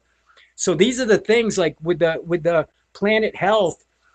We have to deal with the realities right now, because the technology that I'm talking about in the potential of uh, the transformation and the evolution is real. I don't know how. I'm hoping that with Ali's contact in Freetown, that he can make that connection, and then we can get Richard, we can get you, and we can get involved with the university there for entrepreneurship and innovation, even in the math and science department, like STEM education with science, technology, engineering, and mathematics. So follow the STEM groups that are in Freetown. It's not, the idea, what we say, very simple, James, is Mm. if it's our slogan right now. If Freetown cannot be free, where in the world can it be? That's the slogan. If Freetown, with the history of Freetown and all the suffering and all of the climate change issues and all of the issues you're talking with water quality, soil quality, over Mhm. mining, the pollution of the mangroves, the depletion, degradation, all of that stuff, Freetown has no choice. It's either going to be more pain and suffering, like even worse than what you ever imagined, or we can stop that downward spiral and we can make the adjustment, but not flip it all the way over to the polarity. Just stay rested in the center. See, that's what martial arts and Qigong and Tai Chi is about, the movement and flow to then bring it to that middle point. So the last thing we want to do is like the crucifixion of capitalism. We don't want to crucify anything anymore. What we want to do is comfort everything with unconditional love and stay at the center of point zero zero absolute. So the work that Richard, even though that it's titled The Crucifixion of Capitalism, he admits it's not the death of capitalism.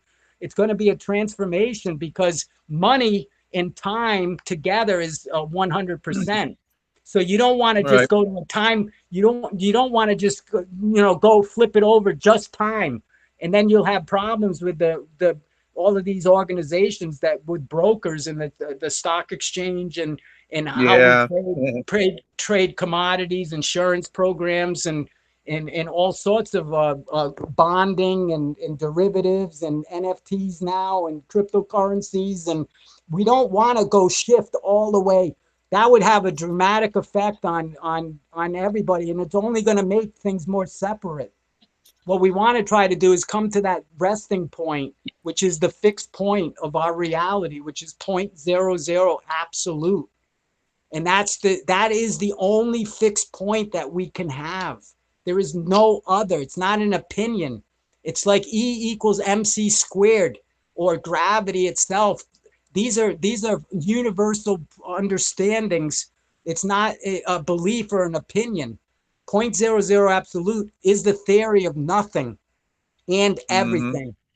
everything, because at that point, zero equals one and one equals zero. It's about the unity. It's not about the polarity of zero or one being opposite, like positive, negative, or masculine, feminine. It's about the combination, the unity of that consciousness. And so this conversation, I know, is continuing to go. It's wonderful that we're talking in this manner. However, it's getting later, and we need to try to come up with some action plan that can make sense for you and the work that you're doing and the things that Dr. Ali's involved with, so that we can actually have that immediate impact in Freetown. Because like I said, if Freetown cannot be free, where in the world can we be free? And that freedom Yeah. is total. It's a total liberation of our ability to make a decision. So like in Freetown in the future, any business, government, or any entity that's selling a product or service will offer, do you want to pay in money? Do you want to pay in time? Or do you want to pay in a combination? So now you have three choices. Right now, the way our society is, it's all about money. And projects like what you have and the frustration that you're going through is it's a budgetary problem. Just like your lobbying and in your policy, trying to rewrite some of the policies on how we actually farm and how we actually take care of the stewardship of our land. You need to be in Congress. You have to go through the House and the Senate, and you're talking about allocation appropriations of funds like major. You're not talking about just a little. You're talking about making Well, across the board improvement, and that's yeah. going to take a lot of This money. But go ahead. Go ahead, James. This program, the Project Health, the Planetary Health Project.org, is designed, to use as little money as possible, but to do as much work. So the minimum amount to really do the entire project would be about $100 million. So a little at a time, maybe 20 or 30,000, building the aspect of the reality for the farmers. So that's what we're trying to do. We're trying to get the farmers to be able to get off the chemical pesticides and fertilizers. I don't know if Dr. Ali had talked to you about this. The plant, if it has a superstructure to it with the rhizome interaction that creates a very strong plant, it creates also a reaction to insect inflammation. If an insect attacks it, it will send a hormone response that gets rid of that insect, specifically for that insect. Yes.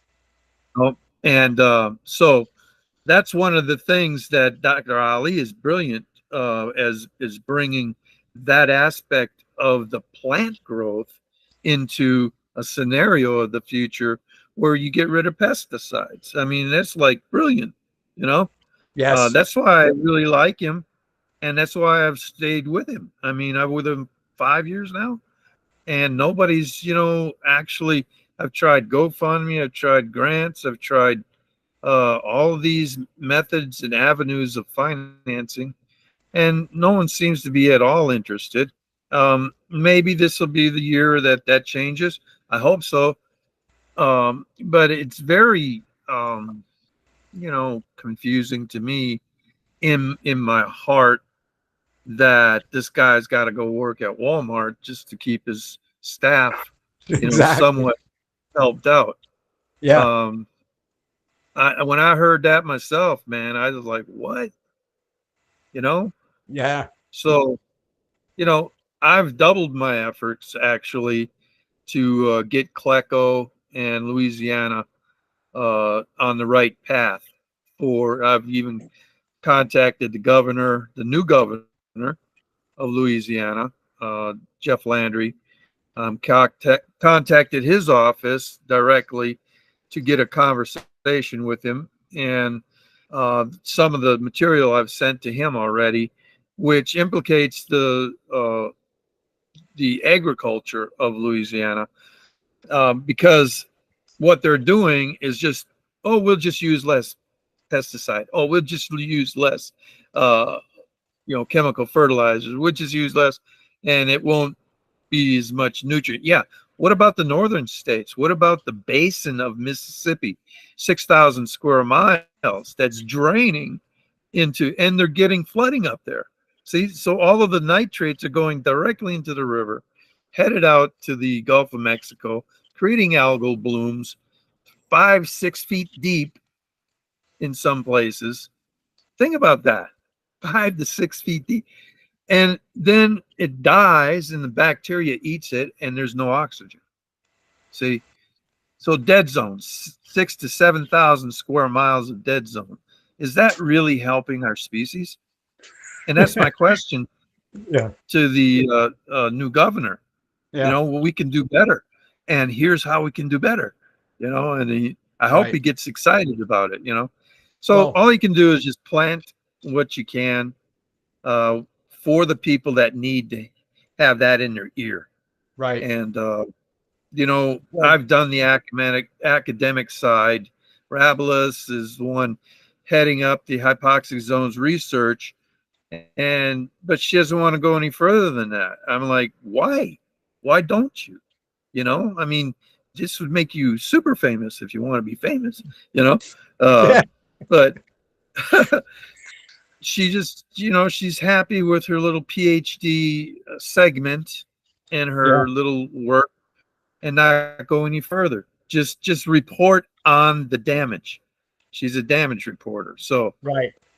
I'd rather put some solution forward which Right. absolutely will mitigate the problem. Right. And Ali is a solution point. Yes. Yes. Well, let me ask you this. You had mentioned that there's some budgetary number that you threw out, 100 million, I'm assuming US dollars. And so if Yep. that were the like the I don't want to say the silver bullet or whatever, or the kind of the wish list to make everything just perfect. Well, out of that 100 million, what is the labor percentage? Like I said, there's two costs with the fixed costs for plant and equipment and whatever. And what is the labor percentage? Have you figured out and measured? Did you make any measurement on that?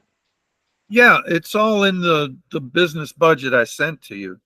Okay. Uh, it breaks it down, and then revenue over a 3-year period, we could be in the positive by 200 or $24 million in positive in the third year, Wow. and that's getting all of these northern states. There's 13 northern states that drain into the Mississippi Basin, and getting all of them on board with the coal ash uh, program, Yes. converting the coal ash, because Yes. what they're doing is just putting it into sluice ponds, Yeah. and putting some water on it so it doesn't, go into the air. Yeah. What we can do is 100% mitigate that toxicity out of that and use the carbon in the coal ash and create an organic fertilizing product which goes into the soil, putting life into the soil. Because what we're doing, we're taking the little pods of that coal ash, making it into little pellets of life. There's bacteria in specific to the field that needs to receive it, that's in the field that's been diminished by artificial fertilizer. Yeah. Artificial fertilizer salting kills these microbials. We throw it onto the field in over a year or so, once a year, until it revives itself. And then you start doing your plant diversification, planting different things every year for what can create a great return on an investment called farming. So Yeah. this Well, is the point of our yeah. our our Right. actions. Right. And specifically mentioning farmers and the U.S. economy and the necessity to really support these farmers. From information that I'm receiving, James, like I think it was in Maine just recently, the state of Maine reduced the measurement for forever chemicals that are in the soil. And so what they did is they made the restrictions of farming so severe, but they also said that what they would do is remediate the land. They would buy that land back at whatever market value is so that the farmer doesn't lose. But the problem is the food supply is interrupted. And so Maine, exactly, scratch your head, right?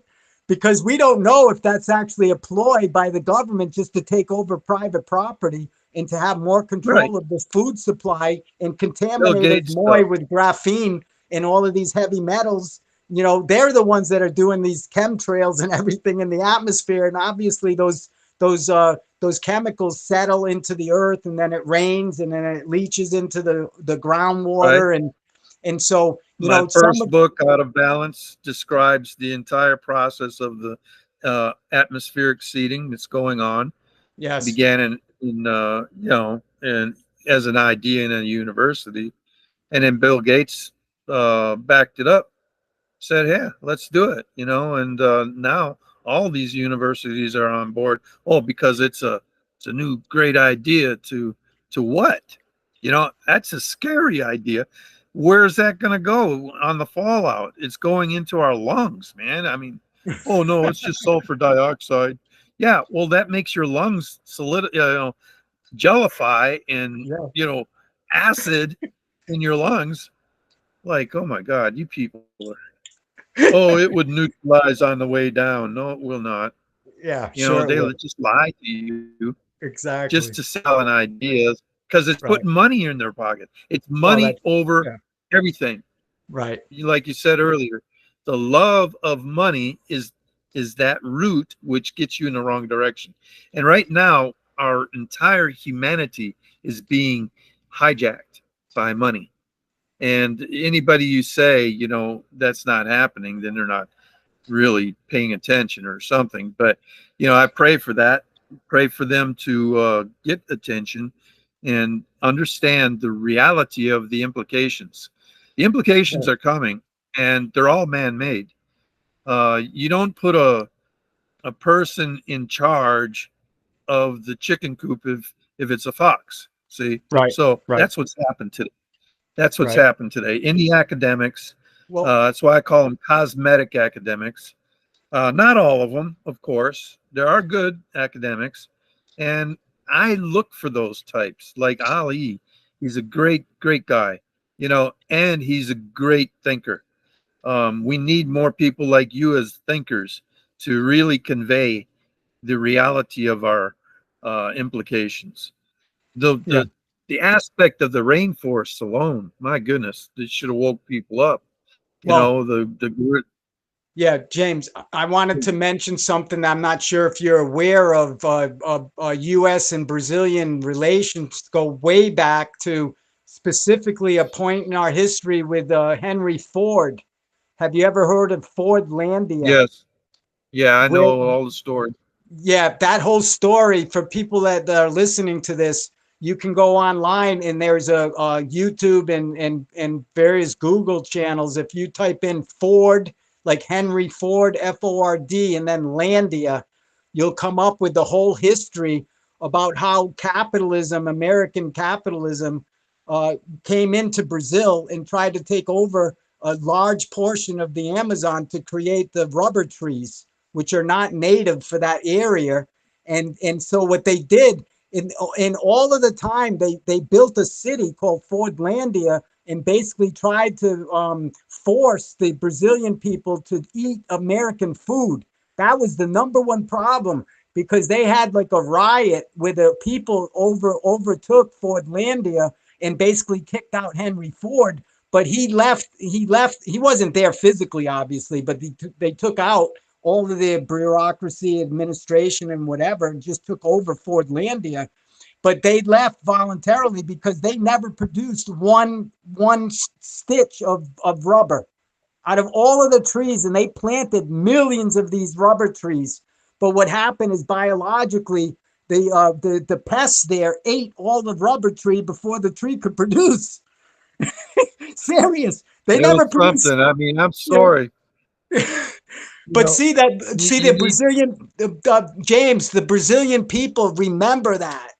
And so, as an American coming here to Brazil to try to build diplomatic relationships and improve economic conditions, they think so poorly of the United States because we were abusive. We came in here and we were forcing them to eat McDonald's and Coca-Cola or whatever it was. It wasn't even, that was back then in 1920s, 1930s. So we didn't, I don't think we had McDonald's. I don't even know. Maybe we did, but, or Kentucky Fried Chicken or something. It would be like that today, where we just took over a whole portion, like a huge piece of land in the Amazon with the rivers and the waterfalls and crystals and minerals and everything. And we basically shit on Brazil. And then we left, just like we did in Afghanistan with the industrial military complex. You know, we left 2 trillion worth of bombs and machine guns and ammunition. We just abandoned Afghanistan totally. And how can we do that? Because financially, we control the Federal Reserve, and I'm not going to educate you on how we actually fabricate money out of thin air and not even asset based anymore. We just make this. So Well, related to Richard, every 9 months, yeah, $1 trillion. You add yeah, to it, we're at 34 trillion right now. In 4.5 more months, we'll be at 35 trillion.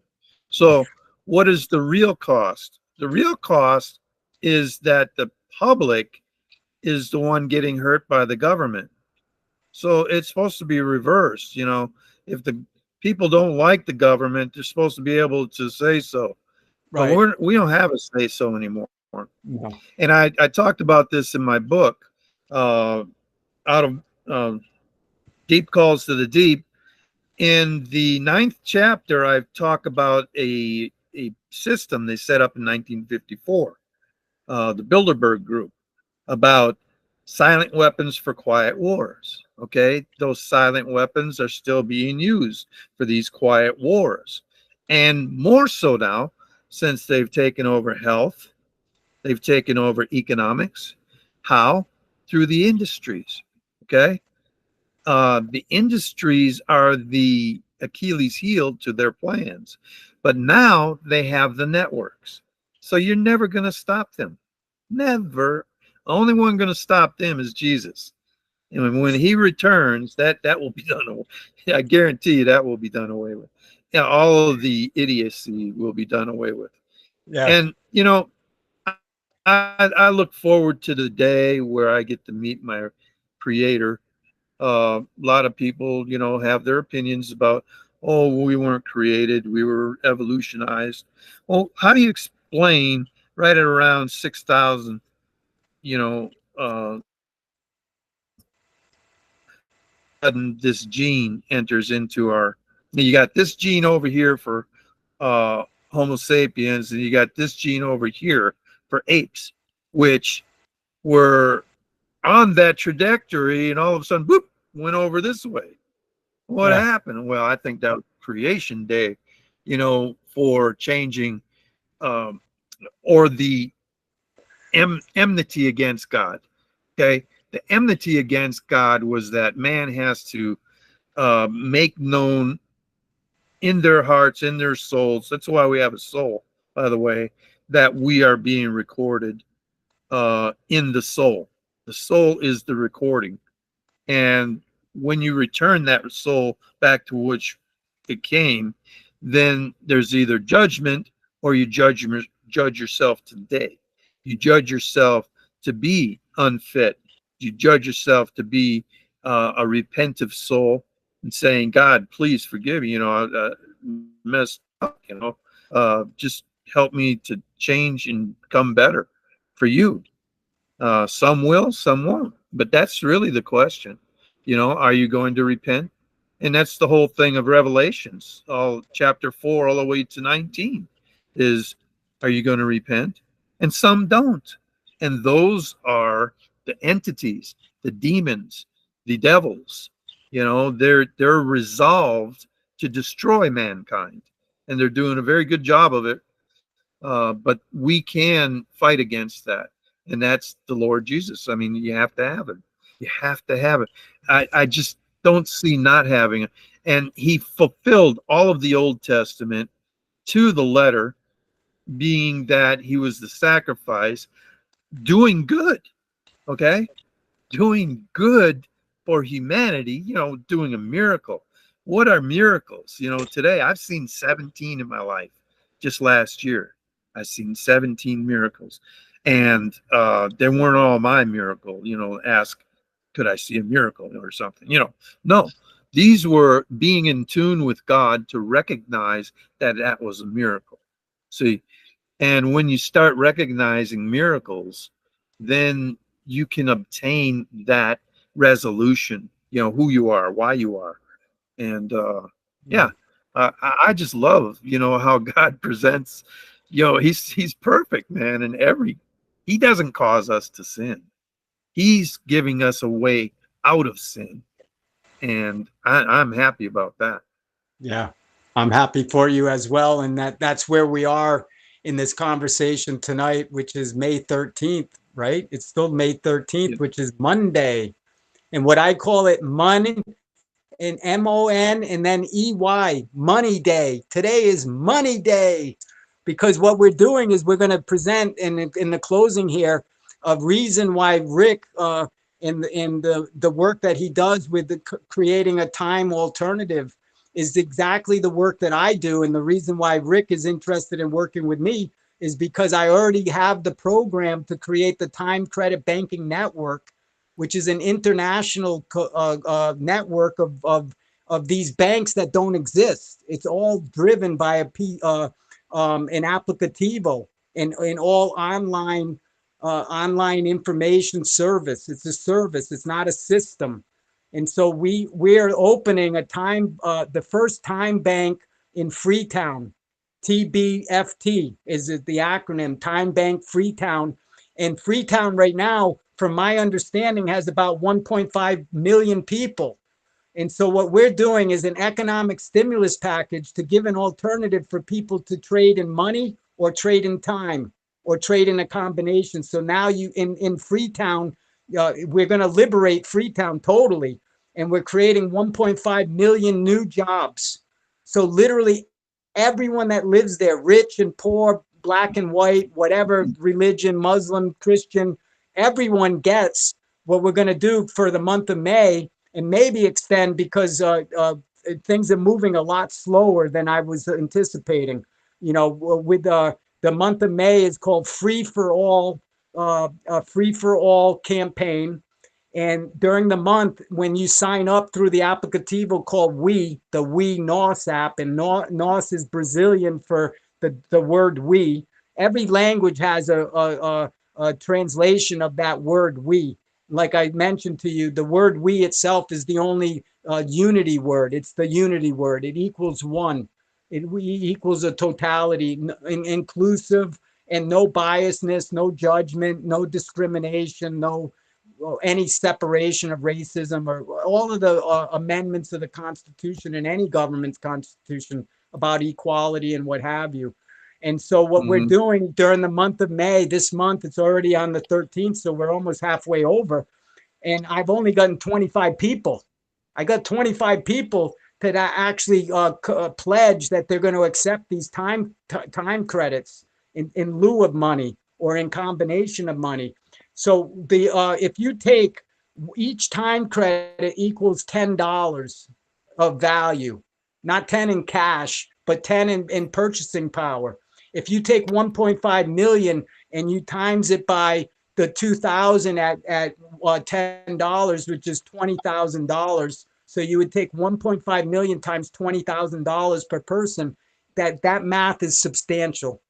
I think it comes out to around $2 trillion. It's a lot of money.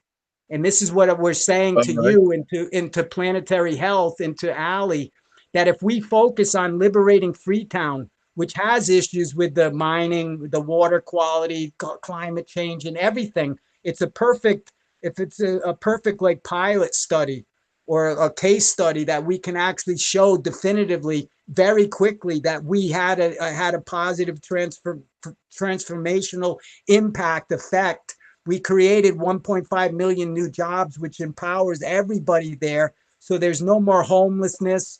There's no more starvation. There's no more victimization. You know, the people that are on the beach are all going to be identified. They're going to have 2,000 credits that they can then go and get an apartment or move off of the island or Freetown. See, the problem in Sierra Leone is that there's, I think, 4 or 5 provinces on the interior of the country. It's a sliver. The coastal area is very, it's not very, I don't even know. It's probably about 1,000 kilometers in length or something like that. But it goes into the interior. So many of these provinces are villages, like indigenous people, and there's small communities like 200 to 300 people that make up 8 million people that live in Sierra Leone. But the problem in these provinces, there's no jobs. So now the population went from 1.5 million to, some people are saying, over 3 million people live there now. And these people go there and there's no jobs. So now they're living in the water. And they're Well, going what to the about beach. giving them the crystal, manufacturing or something? That's what we're doing. Is I'm proposing not to import anything there, to create industry and create these new technologies to really, Correct. what we do instead of physical mining, what we've done is we do gold data mining. It's called data mining in data clearing warehouse with these portals that we make with an intranet. It's a local ham radio, quantum radio signal that cannot be interrupted, and there's no licensing requirement. That's the thing about 5D. It's in a world of unmeasurable circumstances. So the government cannot, like time, for example, you cannot tax the time of somebody else. You can tax what they use that time for. and how it's a user tax. And the more that you go into the market and consume it, the more data and energy that you're consuming. So therefore, you're going to pay a sliding scale price. It's just like a cell phone account or any data usage account. But what we're saying to these 1.5 million people, you can work out of your home. You can work at the beach. You can use technology, or if you don't have technology, just donate some time to the church or to even the government. Every sector is going to be trading time. So even an employer will buy these time credits at discount, and so that they can offer their employees a package of incentive. They can pay in money and they can pay in time, but the time is more valuable because it's like a Bitcoin. You want to buy low your time, and you want to hang on to it. You don't want to hang on to it and like hoard the resource. 2,000 time credits is the maximum that you can have in this time credit account, this time bank. 2,000 hours is a lot of time. Literally, somebody there doesn't have a job can survive for like a year and not do anything, and still have a place to live, have food, have transportation, have communication, and everything. If you spend like 4 hours a day, that's what we predict, is that if you actually do some service for yourself and the community, only 4 hours a day, but that is 7 days a week. You can take a day off, you can do whatever you want, you have flexibility. And when you get these time credits, like right now, we've spent 3 hours or so on this conversation. So you would be getting 3 time coins or time credits, and I would be too. And if there were other people on this call, or even the people watching this tape in the future, James, we pay them to actually get this education. When they watch it, we give them 3 time credits. So in the future, the education system is it's not a pay as you go. You get a credit. You get compensated for education. And it's a different model. And not to eliminate universities and places of social impact and gathering, but to do more homeschooling and to really do more like Waldorf schools, where you don't have like certain grades, that you have elderly with the infants and all in between. You have a mixture of men and women. You don't have separation of church and state, for example. And it's a unity consciousness. But really, the work that Rick is doing in Freetown, I'm trying to get to the universities. And this gets back to Dr. Ali and his comment, which he hasn't. See, the thing is, we have resources and we have the ability to do stuff. But like Dr. Ali, he's busy. He's working at Walmart, for Christ's sake, to survive. Instead of him actually calling his professor and saying, oh my God, let's do this. We can have the time bank instead of in June. We could start it tomorrow if we had that type of unity. But what's happening right now is people have other priorities and really don't understand that power. And they don't, and Dr. Ali doesn't really, he feels it. And he even said to me, David, you don't stop talking. You're a great promoter. I could promote whatever, Muhammad Ali or whatever, or Rocky Balboa. I mean, I don't really give a shit. All I care about is the truth. And that's the passion that drives me to do the things that I do. I live on an island called Evolution. It's paradise. We have the Gardens of Eden. We have permaculture. We are auto-sustainable. I haven't left the island in 5 months. I haven't been in a boat. As you can't see because of the darkness, but I haven't shaved in 5 months. Literally, I haven't worn shoes, and I don't know where my shoes are or my flip-flops. I just literally, and I don't want to gross people out, but a lot of the times I'm naked. So, and I do that because I don't want to wash clothes, and I don't want to, like when I'm cooking myself here, I live totally minimalistic, minimum. And that I'm happy. The government says that in 2030, the Agenda 2030 is about people not owning anything. I actually like that. I like the idea that I'm not going to own. That doesn't mean that I don't have the right to use stuff. If I want a jet ski, why pay for the maintenance of the jet ski when you can just, like Uber jet ski, you call it, you use it. When you're done, you return it. Just like a rent-a-car or something. You got to take an inspection. You got to treat that rent-a-car with respect. Otherwise, you're going to own the thing. If you get in an accident or something, God forbid, you're going to lose your house. Or if you kill somebody, You know what I'm saying? It's all about not Yep. owning. You know, the thing is about time in time, like time sharing. The idea of these resorts. I used to develop hotels and resorts, and back in the day, you had full ownership. You didn't really look at like Airbnb. Like right now, Right. everybody and their brother, we have over 5,000 Airbnb rooms here. And Airbnb takes 25% of that, and it takes out all of that equity and all of that wealth out of the community. It never stays here. And that's 25%. And probably even half of the other percentages go outside the area. So what we have here in what they're experiencing in Freetown is economic leak. So companies go in there like mining companies and agricultural companies, and they sign these big contracts, but all the money leaves. And so the poverty and homelessness and all of the social issues and challenges that the municipality, the municipal government, and the federal government face never go away. And the problem really politically, I don't vote there or anything. I'm not one party or another. I'm in the center. And I noticed that one of the real difficulties there is that the federal government is one party and the local government, the city, is another party. And so that doesn't work for unity. And Nope.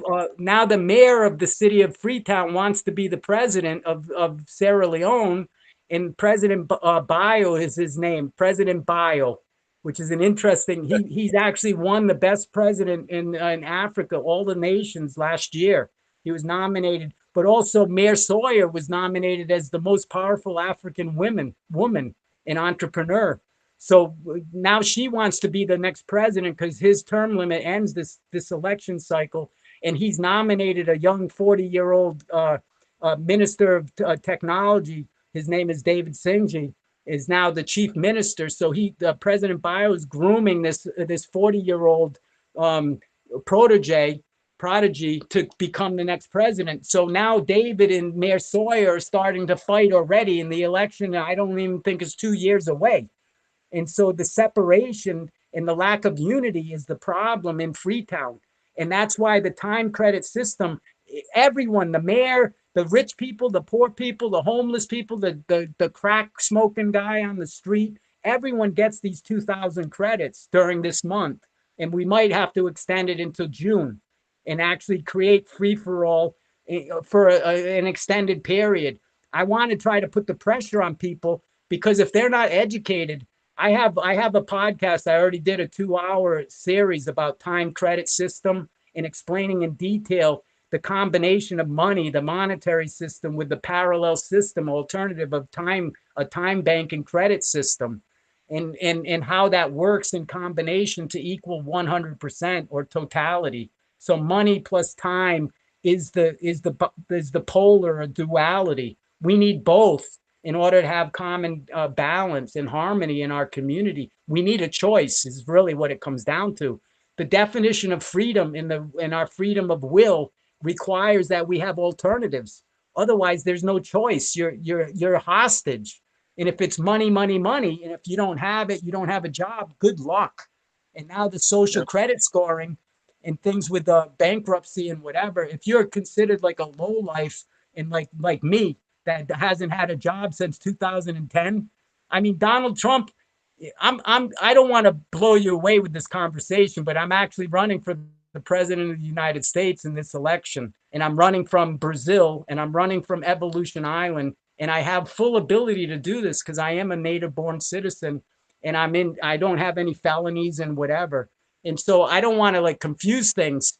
But related to your work in Louisiana and dealing with the governor's office, I'm positioning myself right now to take over the White House and actually not even having an election.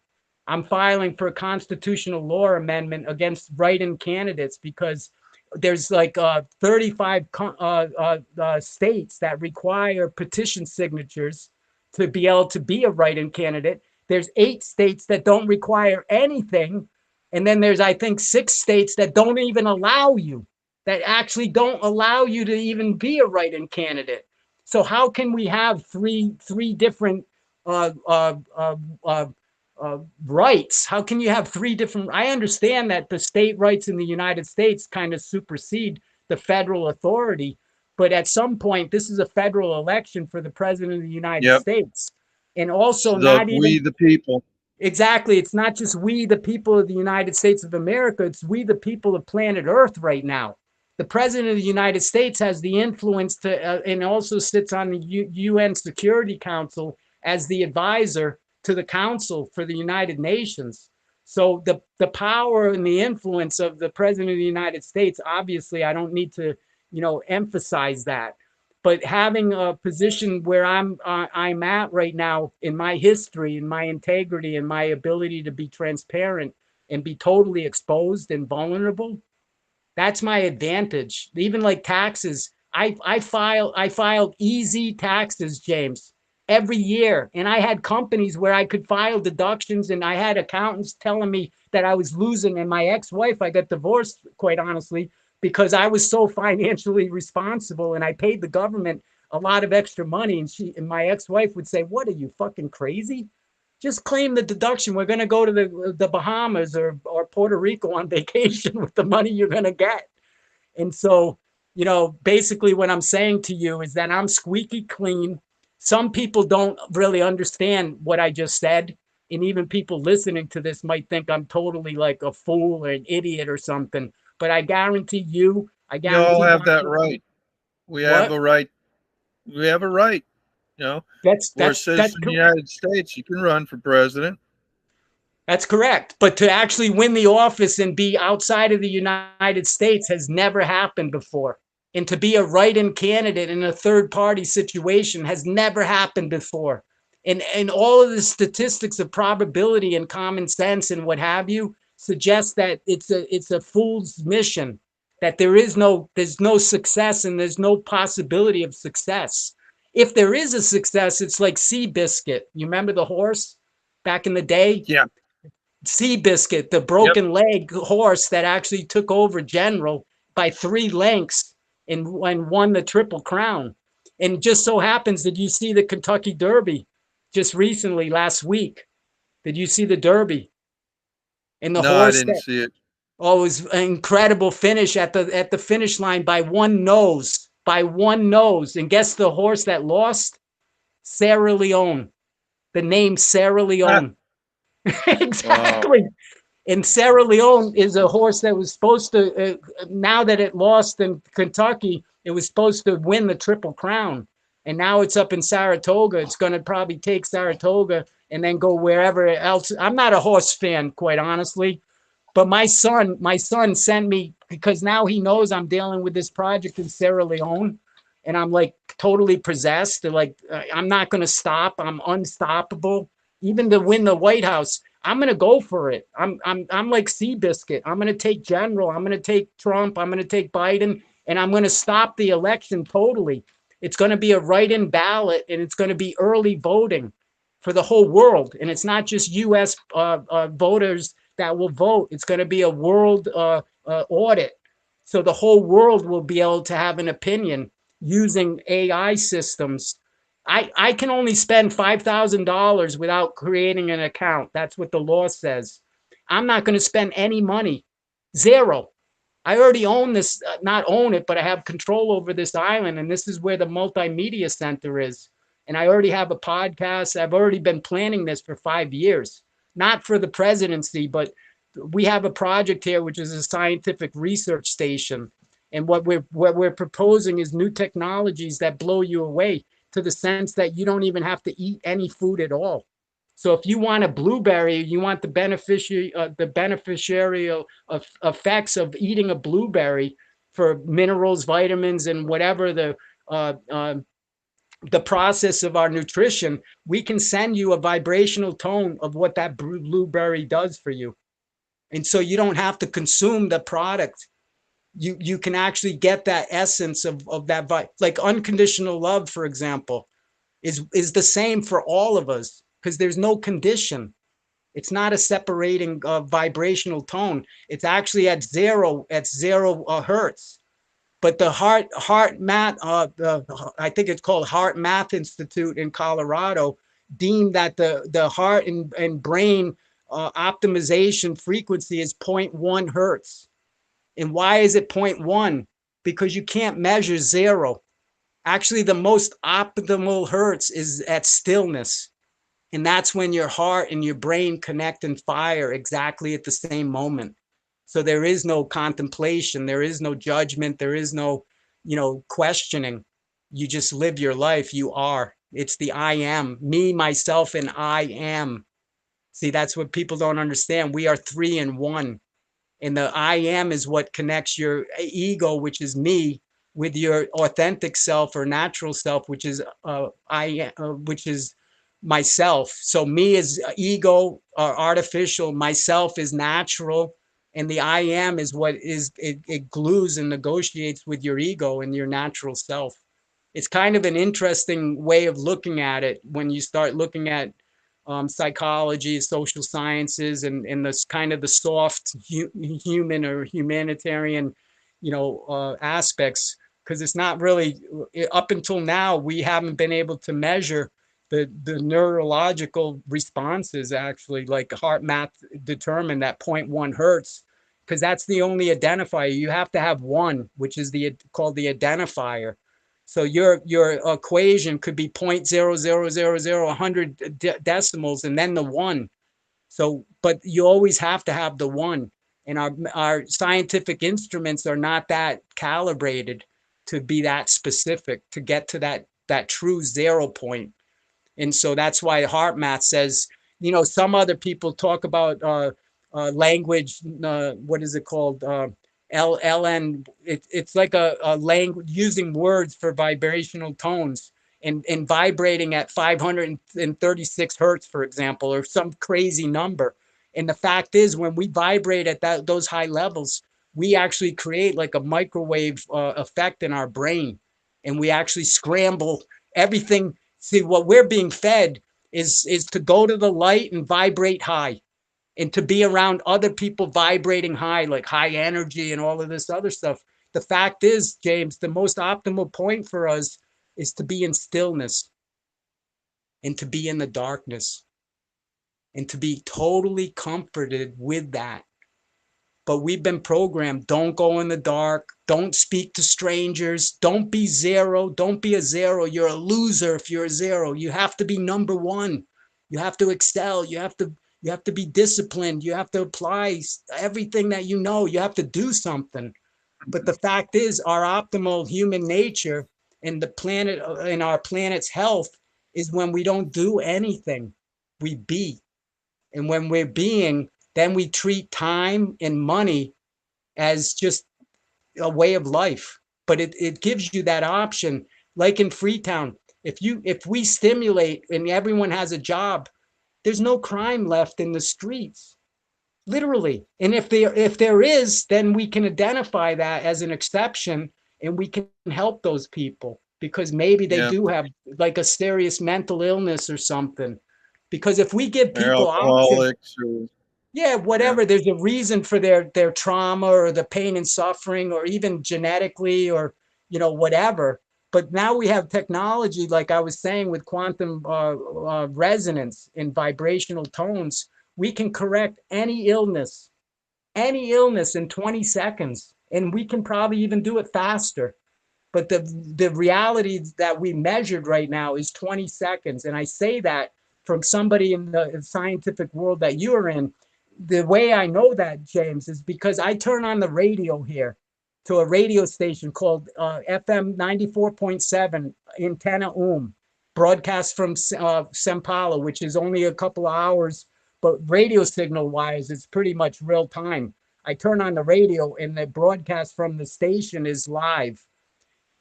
At the same time I have the radio on, I go into the computer and I go antennaum.com.br and I go online and I press play. It's the same moment of now, but the radio is 20 seconds faster, and I know I measured it. So, and it's consistently that 20-second window. So what's happening is the localized radio signal is 20 seconds faster than the satellite transmission that goes to 0.00. Do you know the buoy called 0.00, the weather buoy? Have you ever heard of 0.00? Mm-hmm. Yeah. Well, that's where the signal goes to 0.00 and then it goes to the satellite and back down, and that's the 20-second delay.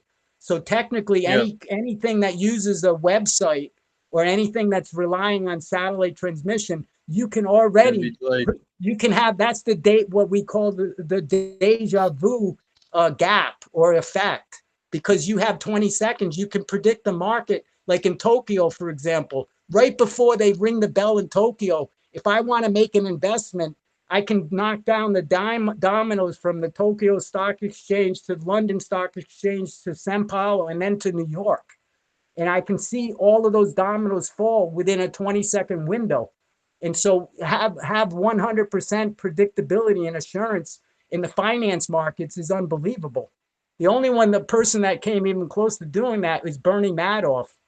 I don't know if you remember the Ponzi scheme with Bernie Madoff, but he was the one that knew how to play. He played chess with the finance market and he won.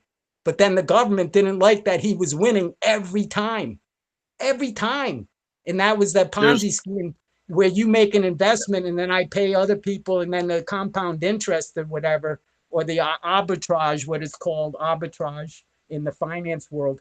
So basically what I'm saying to you is if I wanted to really utilize something like this for evil or my own gain, dude, I could do it, no problem. But I'm not worried about that. I'm not even concerned. It doesn't even enter my consciousness, because really what we're about, like you said, God, and God's watching. So no matter how I play the game, the Slumdog Millionaire, the movie Slumdog Millionaire in India, you don't remember, but it was a poor person that played a game show. And the game show would pay $1 million if you answered all the questions correctly. It took over like 6 months or whatever, and you had to go through all sorts of trials and errors to answer those questions. And the poor kid actually answered all the questions, so at the end he won the game.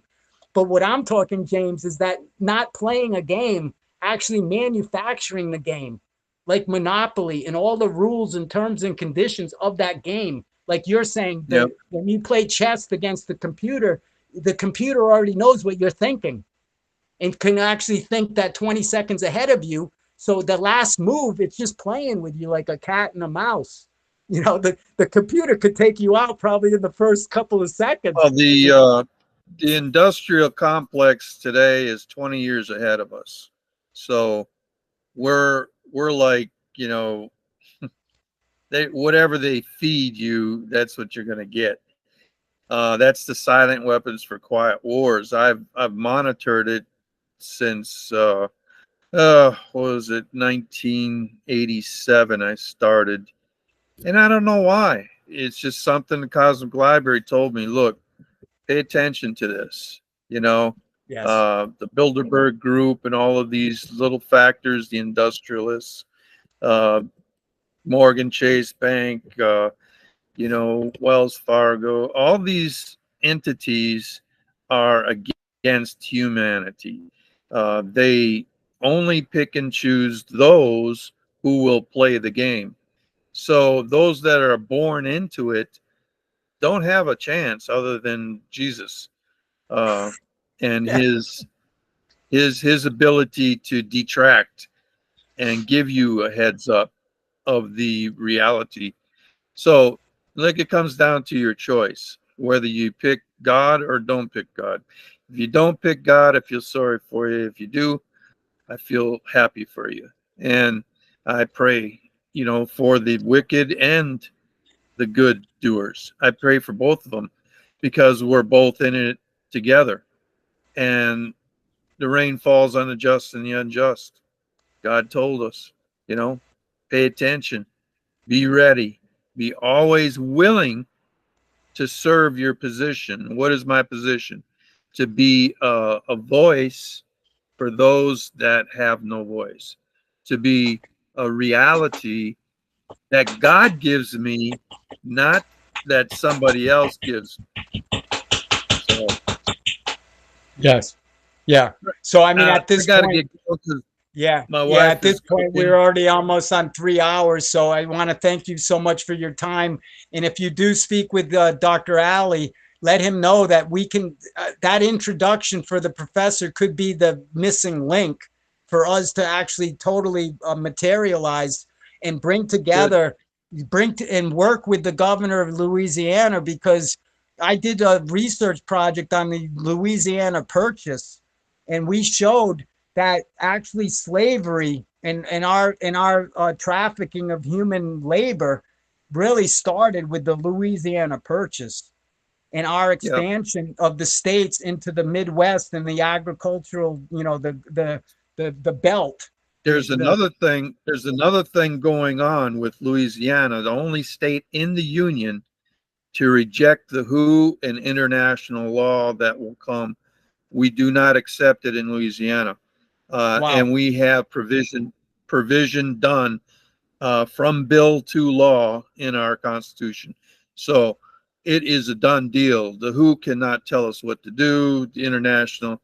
Now, will they come and attack us after they implement what they're going to implement? Probably. But, God said, these things are going to take place at a timely point. So I'm just seeing all the little pieces being put into place. And it's not by man. Man has nothing he can do about what's fixing to happen. He thinks he does, but it's something that's very much more willing on the part of God to us, not us to God. We have nothing we can give God. It's what God is giving us. That's the cosmic library. So I can say confidently, that my information that I have is very accurate. It doesn't come from man as much as it comes from that cosmic library of truth. And the truth is going to come out, whether, people believe it or not. They're going to see the truth come out. They're going to have the choice to make the right decision. See, all those before us had the choice to make that decision before they died their first death. If you die a second death, that's a bad thing. But if you die a first death and resurrect through the second, that quantum leap, like you talk about, then you're in a good position because you've judged yourself. You judge yourself a sinner and you accepted the repentance that you need to go through. And therefore, you're covered by that blood of Christ. You're covered by it. Nothing can get you. Nothing can take that away from you. You've done sealed your future. And if it's a quantum thing being sealed, hey, cool. That you be in 20 places at the same time, Yeah, absolutely. Yeah, great. Thank you so much, James, for your time. For people watching this, thank you for staying with us. This is the Power of Islands podcast, and I'm the host, David the Indian. And we're here with James Thank you, David. Boyd Fuller. And our friend in Toronto, Dr. Ali, will come on some point in time. We'll get all connected, and we'll make things happen as quickly as possible to really end the 100 this week. Yeah, that's any time. I mean, right now, what I say to people is that last night we lost about 8,000 children or so. I don't know exactly, but the statistics are every day children die around 8,000 on the planet. That's not including the elderly people. If you want to add up all of the loss of life and the loss of our intelligence and our wisdom and all of the practices that we have, especially with elderly people, I'm very close. In just this project alone here in Brazil on Evolution Island, I've been here for 25 years. And just saying that means that people died during that time. I've had many people die. And I'm still here. I survived somehow and actually survived the odds where the government has basically abandoned everything. They're afraid of me. They don't know what to do with the American gringo guy. So they left me alone. They asked me for money to leave me alone, and I told them to go F you. I'm not paying anything. And the government, 5 administrations told me if I don't pay, I get no services. And that's the God's honest truth. This island in the portal for the city that are San Sebastian, They took the island off of the website totally to try to eliminate my ability to survive, not only because I'm Airbnb. And so when people try to investigate, where they're going, the information is like almost not existent. So people think I'm like a scam artist or some land squatter or some illegitimate whatever. I get stereotyped because the government basically strangled me. Just like in the street where the cop is standing on your neck and you're saying, oh my God, I can't breathe anymore. And the cop applies more pressure until you're dead. I mean, the government here trying to work with the state of Florida and the governor's office in the state of Florida, because I was thrown out of Florida. I'm on the blacklist for the governor's office. I have the email which copied 25 different state agencies saying David Ferdinand blacklist. And so I have a whole history. But what happened to kind of end this, and I don't want to get into too much of my personal story, but it does have a purpose and a meaning, because for you, James, and for Dr. Alley, I'm unstoppable. Like you said, regardless if you believe or not, there's gonna be evolution. Evolution is only forward progress. We don't have negative evolution. I mean, we can kill species on our planet like we've done very successfully, eliminating all sorts of species. But the fact is that seed of life is you're never going to extinguish that. To the worst, even nuclear bombs and whatever, and the worst catastrophe on Earth, it's like the Planet of the Apes movie. That you remember Planet of the Apes. The species are going to survive potentially, and then we can show in the future that we just made basically the whole Earth the Sahara Desert, not just the desert. We just eliminated every possible life form on this planet, and that's the sixth extinction that Jeremy Rifkin, for example. I don't know if you follow Jeremy Rifkin's work, the economist, but an exceptional person for the audience as we're ending this conversation. This can go on forever, obviously, James. And the thing I said to Allie is, as we have more and more of these conversations, you're going to find that I'm going to talk less and less and less until the point where we don't talk anymore, really. All we do is feel. And if we feel each other, we can have that confidence that God is in us and we are God. And we have the total trust. We have no fear of death, fear of life, fear of anything. There's no fear. There's no separation. And so that's what I promise. One thing for sure, I've purged Satan at least 12 times in the last week, out of some people and out of me, out of my immediate life, coming back from the research in the Gulf of Mexico. I ran into some really nasty people that were, on the wrong track, for one thing. But I finally proved to them that, look, I'm not the guy you're fighting against, and the words didn't come from me. The words came from something within my heart, and it convinced those people that, okay, we're not gonna, we just cease desist. Yes. And they just ceased and desist. And then I went on my merry way to the rendezvous point for our crew changing, and I stopped on the side and I just gave thanks, to God, for what he just did. So are these little miracles, that God throws in to see how you're going to react to them or what? But I reacted peacefully, lovingly, and compassionately, that they're in that darkness and there's a sliver of light that is there. And don't be afraid of that little bitty light. It can grow into a large, wonderful evolution of great light in your life. Yes. And it will be there always. You don't have to worry about the darkness anymore. So planetaryhealthproject.org is my website. I used to have jamesboydfuller.com, but something went on with the people that were keeping the site, and they wanted me to pay more and didn't call me, so it didn't reinitiate it. So I'll reinitiate that later and have all the programs that's under my name back initiated onto that jamesboydfuller.com. Okay. And as for Richard, I'll be calling him tomorrow, actually. And then Richard Kernicki, the writer of Capital's Worst Nightmare Come True, we'll do some powwowing like you and I have just done, covering a lot of ground, Yes. covering a lot of ground Right. on quantum.